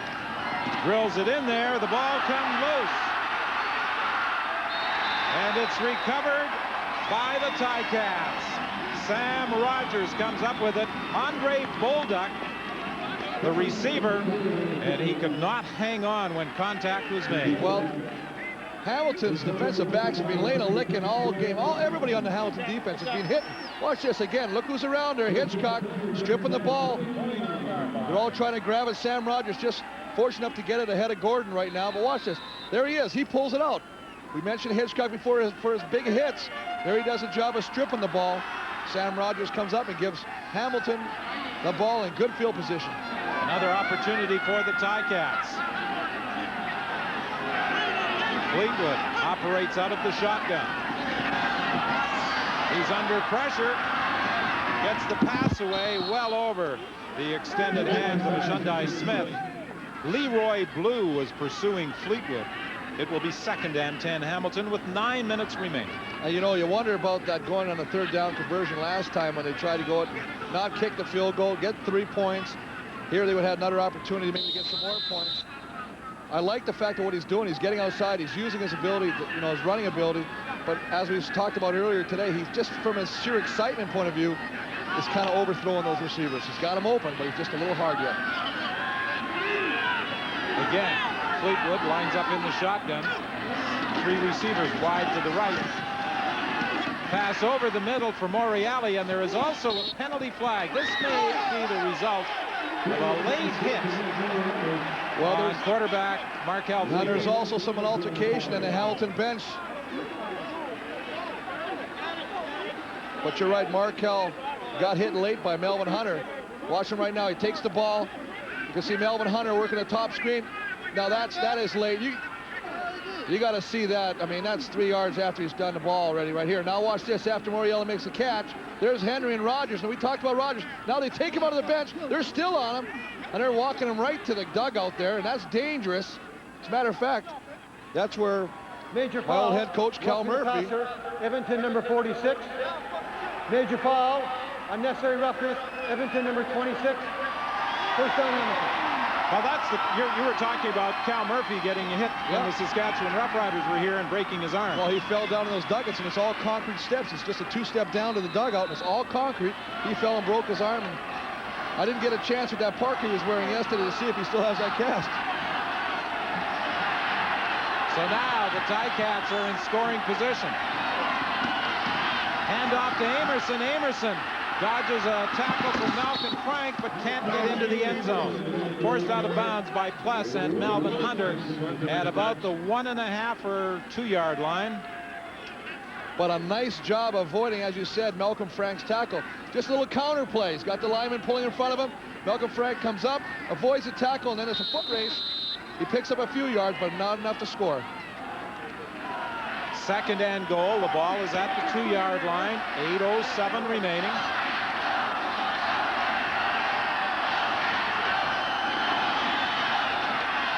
Amerson again, and he stopped just shy of the goal line.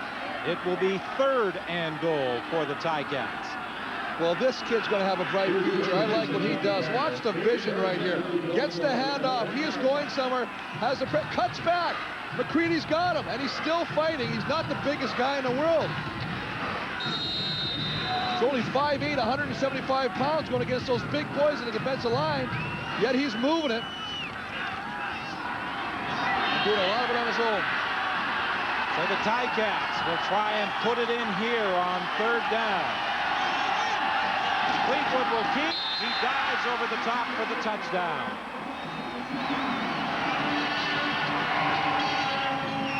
Nice job by Markel Fleetwood, aided by a couple of penalties. Couple of roughing penalties on the Edmonton Eskimos. Gets him down there. Hands the ball off twice to Amerson. Then takes it over the 3rd time for himself. And I like it because you're the closest one to the goal line. Why take a chance on handing it 4 yards back to running back when you just got a yard to go and you're right behind that big center? Let that Tom Newton guy take it to Pater, and he does. Well, a team that is destined to finish in last place in the East, determined to end the year on a positive note, And with the point after by Paul Osbaldiston, it's now a 10-point football game. The Ticats trailing the Eskimos. Dreaming of Grey Cup? Dream no more. Get your sorry attitude down to Bumper, where the action is, and grab your chance to win a trip for two to the Grey Cup in Edmonton. It's easy. Pick up a Pepsi 12-pack anywhere you see the Grey Cup design. Fill out the entry form, drop it in the box in any Bumper, and you, my friend, could be flying into Edmonton with WestJet, staying 3 nights at the Fantasyland Hotel, and going to the exclusive Grey Cup VIP parties. So get on down to Bumper, the auto parts professionals, and win. Like a... Hey, when are you gonna buy a new truck and sell me this one? You know you deserve a new truck, man. Oh, come on, man. You know, I've been asking you for years, how much you want for it? You know, ballpark, what do you think? I mean, you gonna keep it forever? Come on. Great. Chevy, the longest lasting, most dependable trucks on the road. I think I might know someone who can take it off your hands for you. Really? Dreaming of Grey Cup? Dream no more. Get your sorry attitude down to Bumper, where the action is, and grab your chance to win a trip for two to the Grey Cup in Edmonton. It's easy. Pick up a Pepsi 12-pack anywhere you see the Grey Cup design. Fill out the entry form, drop it in the box in any Bumper, and you, my friend, could be flying into Edmonton with WestJet, staying 3 nights at the Fantasyland Hotel, and going to the exclusive Grey Cup VIP parties. So get on down to Bumper, the auto parts professionals, and win. A fumble created by this man, Rob Hitchcock, resulted in Markel Fleetwood being able to dive into the end zone. Hitchcock has been all over the place today. He's got his own zone back there, and you better not cross it. Shannon Myers tried to cross it. He put him on a turf. And he makes a nice play running out there and stripping the ball from another receiver. And that's what happens, and he gives your offense opportunities. And Hamilton's taking advantage. Williams from the 11-yard line.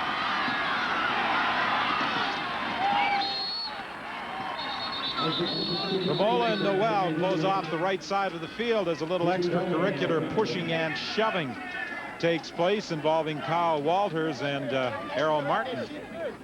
A 22-yard run back by Williams. And Don, I guarantee you go right down to the bench on that Hamilton side right now, and every one of them doesn't know it's the last game. They're so involved in this game right now, they don't even know what part of the year it is. And that's what you have to have, that pure emotion right there, where you blank everything else out. Just focus on the game you're playing. 6:49 remaining.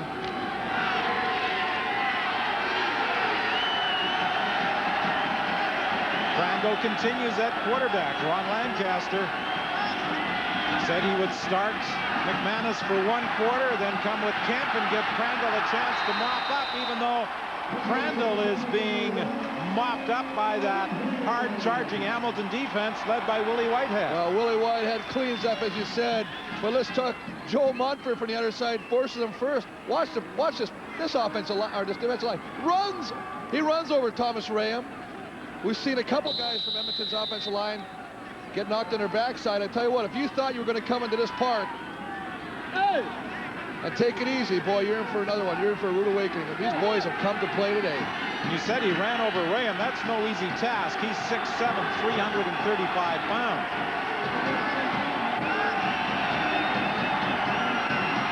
Crandall from the shotgun drills it in there, intended for Don Blair, and he had Greer all over him. Well, the defense does his job. It holds them. It's 2 and out. They're just doing a good job downfield. Marcus Crandall looking for something. You see him. He's trying to find something downfield, but everybody's got a guy. Take a look. Everybody's got a guy. They're all running with guys. He hasn't got an opportunity to throw it. Tries to go there. 2 and out. And Hamilton will get the ball and an opportunity to put some more points on the board. Well, based on what we've seen this afternoon, we've got a pretty good foundation here in Hamilton. Fleming throwing on 3rd down. Kavis Reed wide open. Sam Rogers makes a saving tackle. Well, this, you know what? I love it. I love it. Oh, you got to, Sean Fleming. This is him. He sees Gerald Vaughn coming from the top. He knows he's open now. He's got the presence of mind to say, hey, you're going to bring an extra guy to try and block the punt. Nobody's watching Kavis Reed. He throws us. That is a smart heads-up play by the punter right there. Well, if there was a lot of time spent on special team preparation for this game, it has certainly paid dividends today. The block punt, now this third down gamble, Sean Fleming to Kavis Reed for 32 yards. We've seen a lot of guys throw the football today.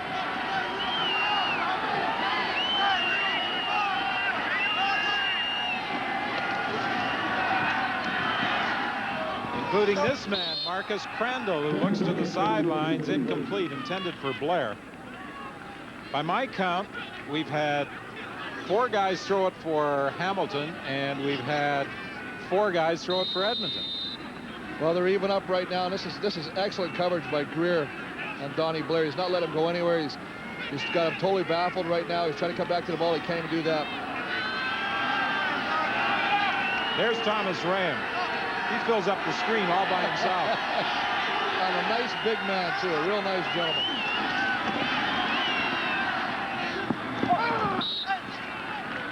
Intended for Gordon.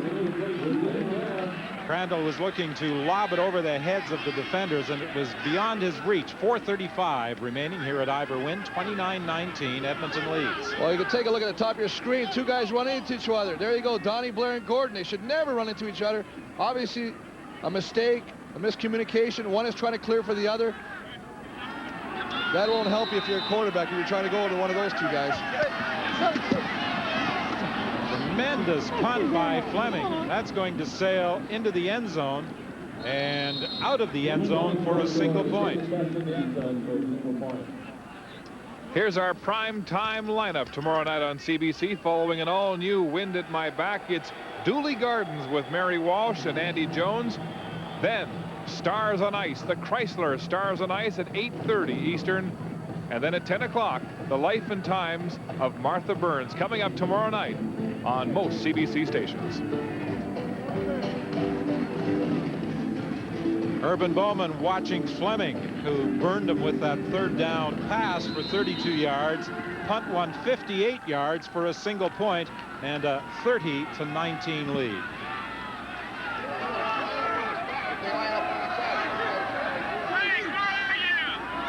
Rob Hitchcock takes a break.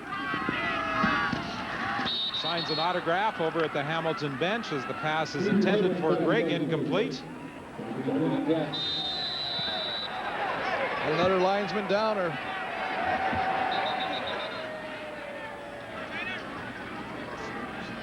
Yeah, Ross Saunders got tangled up there somehow and went down, and this one appears to be a little more serious than the earlier hit on referee Ken Lazarek. I talked about the number of close games the Ticats have been involved in this year. Should have, would have, could have, but 6 of their 15 losses were by 7 points or less.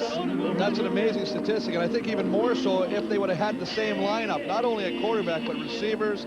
All the guys they've had that come in for a cup of coffee through Hamilton to line up for one game and they get replaced the following week. There's been so much instability in their lineups. That's probably one of the reasons they haven't been able to win those close ones. But some pretty good building blocks for the future. Oh, I'm very excited what I see about Hamilton. A lot of teams would fold right now and pack their bags, but Urban told us yesterday, none of my players have got their trunks full right now. They're here to play, and they really are today.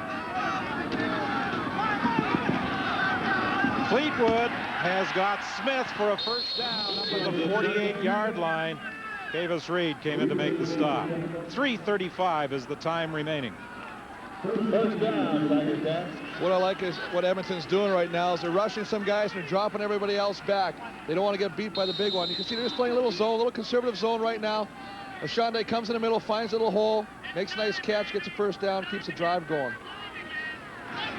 Well, obviously Ross Saunders was okay because he's back out there working his position as the umpire.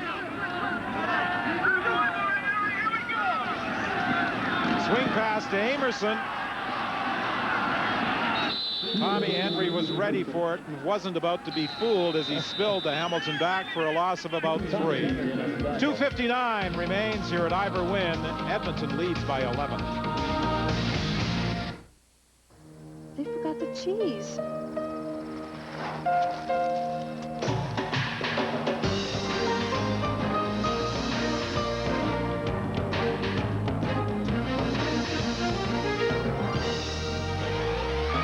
When you add a little cheese, you add a lot of taste. Adding cheese to anything you eat is no trouble at all.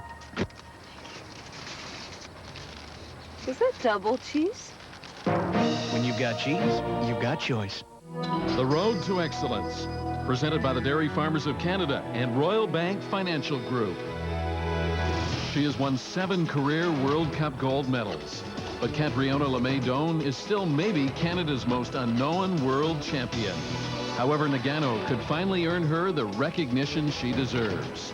Catriona LeMay-Doan, speed skating, Nagano goal, 5th place. Canadian athletes, a source of pride for all Canadians.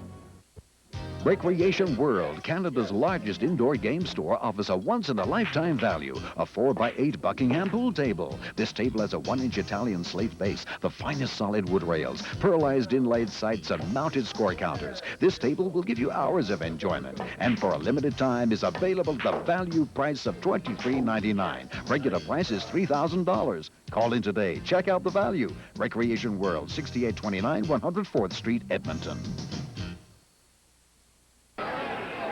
Well, at the 10-minute mark of the opening quarter, it looked as though this game could be a blowout, but the Ticats have fought back, and although they trailed by 11, they do have possession of the football on second down. Here's a trivia question for you, Chris. All right. What player in the CFL this year has scored a touchdown rushing, scored a touchdown passing, and has passed for a touchdown? Well, I'll tell you what, Don, I know the answer because they whispered in my ear, so I don't want the viewers at home to think, boy, he really is smart. Well, you are. Well, I am. And you know who the answer is? Andrew Grigg. And you're right, that is a tough one. I don't think that, had you asked and I not known the answer, I would have gotten it. Well, he was on the receiving end of a Thornton throw this afternoon for an 81-yard touchdown. Last week, he threw a touchdown pass to Thornton, and he recovered a fumble in the end zone for a touchdown. So, well, he's done a little of everything for the Ticats. They consider that a rushing touchdown, don't they? They do. Well, I recovered a fumble in the end zone, so I must have a rushing touchdown in my career. All right. All right. I'm pretty excited right now. It'll be reflected in your Christmas bonus. There you go. Williams takes the ball at the 30-yard line. Dean Noel was there, couldn't make the tackle. Williams trying to run away from Justin Ring. He does. Ring tries to get back into the play, and Williams is all over the place, trying to avoid tacklers, and then he's brought down at the 45. Vaughn made the stop, a 36-yard run back by the Gizmo, but there is also a penalty flag. Well, I don't know. I think the Gizmo may have run about 90 yards to pick up 36. He's got the quickest feet. His feet move like they're just up and down Holding. so quick. Hamilton, number 50, decline. First down. That is a real strange call, holding against the people trying to attack Gizmo or tackle him. Usually that means that somebody is throwing somebody down to the ground after the play, and I'm looking at the Hamilton bench, and I can see some of the coaches throwing their headphones down to discuss with that call, and that's a tough call. Marcus Crandall continuing at quarterback for the Eskimos. He's going to finish the game. With 2:18 remaining, he has it first and 10 at the 44 of the Ticats. The toss to Tony Burse. Sellers the lead blocker, but the Ticats are over to defend. Well, they're running that same play to the right and the left, and to Hamilton's credit, they're recognizing it and limiting that game. He's run it about 10 to 12 times, and they've strung it out and done a good job of keeping it short, not allowing him to break to the open field. Substitution on the part of the Ticats. 206 punt return yards today. He's come very close to breaking one for his 26th career touchdown. Henry Williams has been denied. Here's Crandall, incomplete, intercepted by Hitchcock. I heard a whistle, and I don't understand why that whistle went. Hitchcock is taking it all away, but the officials are ruling that the whistle had gone. Well, this is a wild call because how can you... I don't understand how the whistle went on this one. I heard the whistle before the play was over, too, and I was wondering why they stopped it. Well, they're giving Hamilton the ball. Well, they can't... How... Oh, this is it. Well, Urban, if you had less hair before you came in, you're going to have none by the end of the game.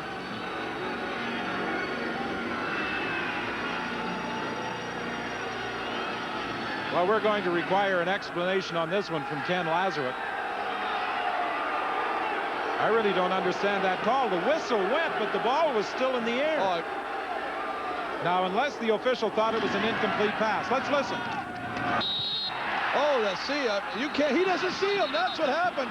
That referee does not follow the flight of the football, and he called it incomplete, not following the flow of the football, and it was intercepted. Terrible! Terrible! That's baloney, man. Give me a break. Well, I agree with you, Rob. You the whistle. Good call, refs. Good call, CFL, anyway. So it goes as an interception for Hitchcock. He thought it should have been a touchdown. But you heard the whistle blow when that ball was deflected, and before it was caught by Hitchcock, it was still a live ball. If we get a chance to see that again sometime in this broadcast, you'll see the referee blows it. He's looking right at the receiver, blows it as it is not caught, does not follow the ball. The ball goes into Hitchcock, and the whistle's blown already. Let's listen. Let's take a look at this. You can see here's Crandall. He rolls out to the right, throws the ball. And he's not even watching. That referee is not watching Hitchcock. This should be an interception.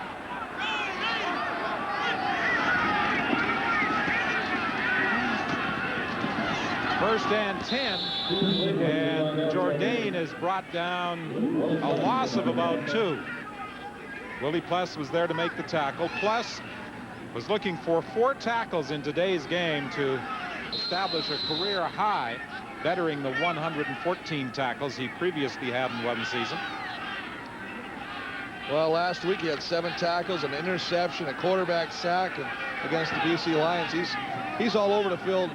You got to give Hamilton credit. They've kept him out of it. It's been relatively quiet so far today. Except for the punt block. Here's an interception, and Ian Franklin picks it off. He tosses the ball out. He was trying to lateral it off to Malcolm Frank. And now we talk about momentum. Here it is. Hamilton has an opportunity with Hitchcock's interception of getting a touchdown.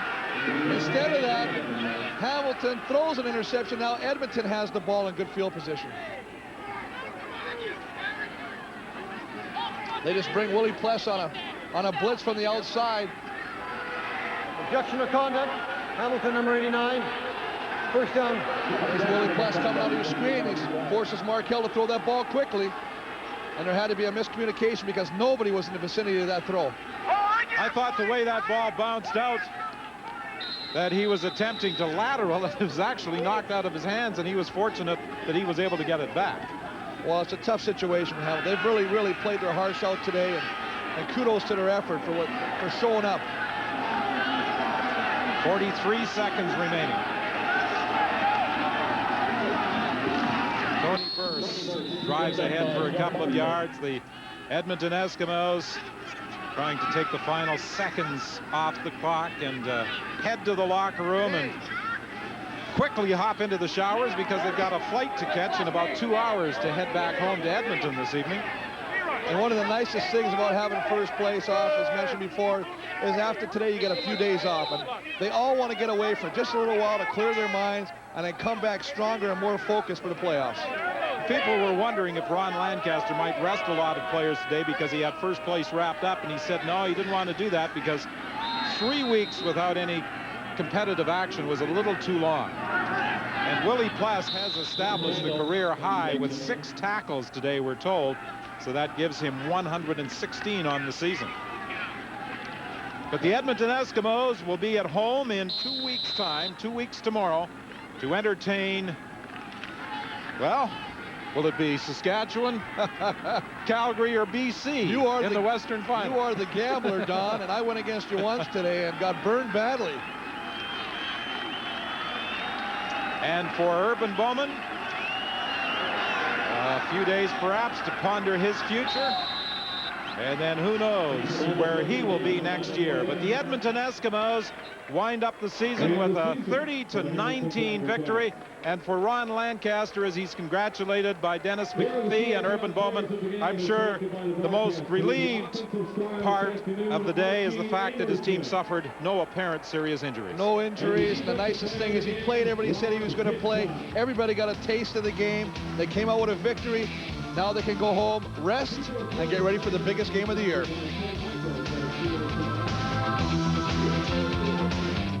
Oh, hi. It's Midas days, and that's why we can't afford a color commercial. But what we've saved, we're passing on to you. Midas will give you a lube, oil, and filter, top up fluids, test antifreeze, rotate your tires, set the pressure, and check lights, hoses, and belts. All for just $34.95. And they'll even inspect your brakes for free. See? It's right here in black and white. Midas, the way it should be.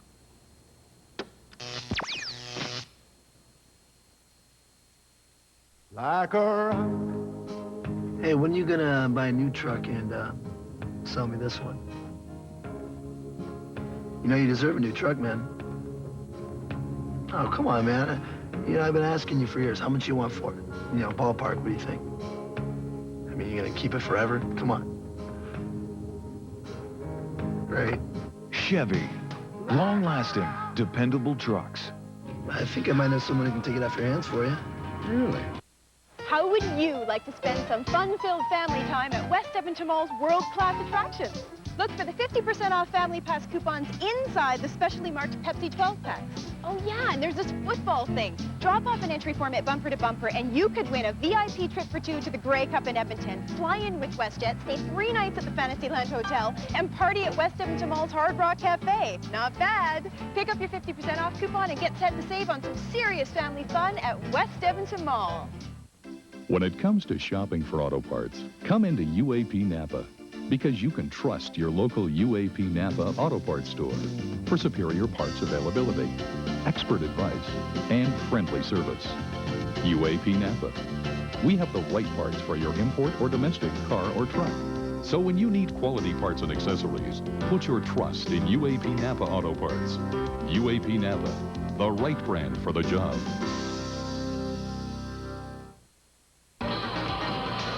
The Edmonton Eskimos hang on for a 30-19 victory over the Hamilton Tiger Cats in a controversial finish here at Ira Wynn Stadium. Tonight, Hockey Night in Canada. The doubleheader begins. The Flames visiting Toronto for viewers in Alberta and Ontario, except Ottawa.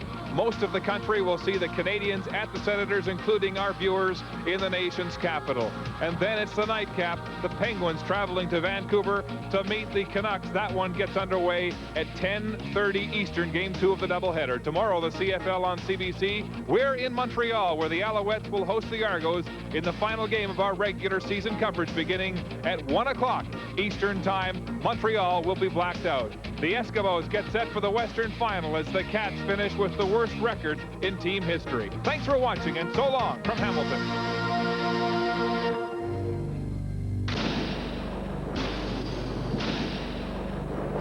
CBC Sports, Canada's Olympic Network.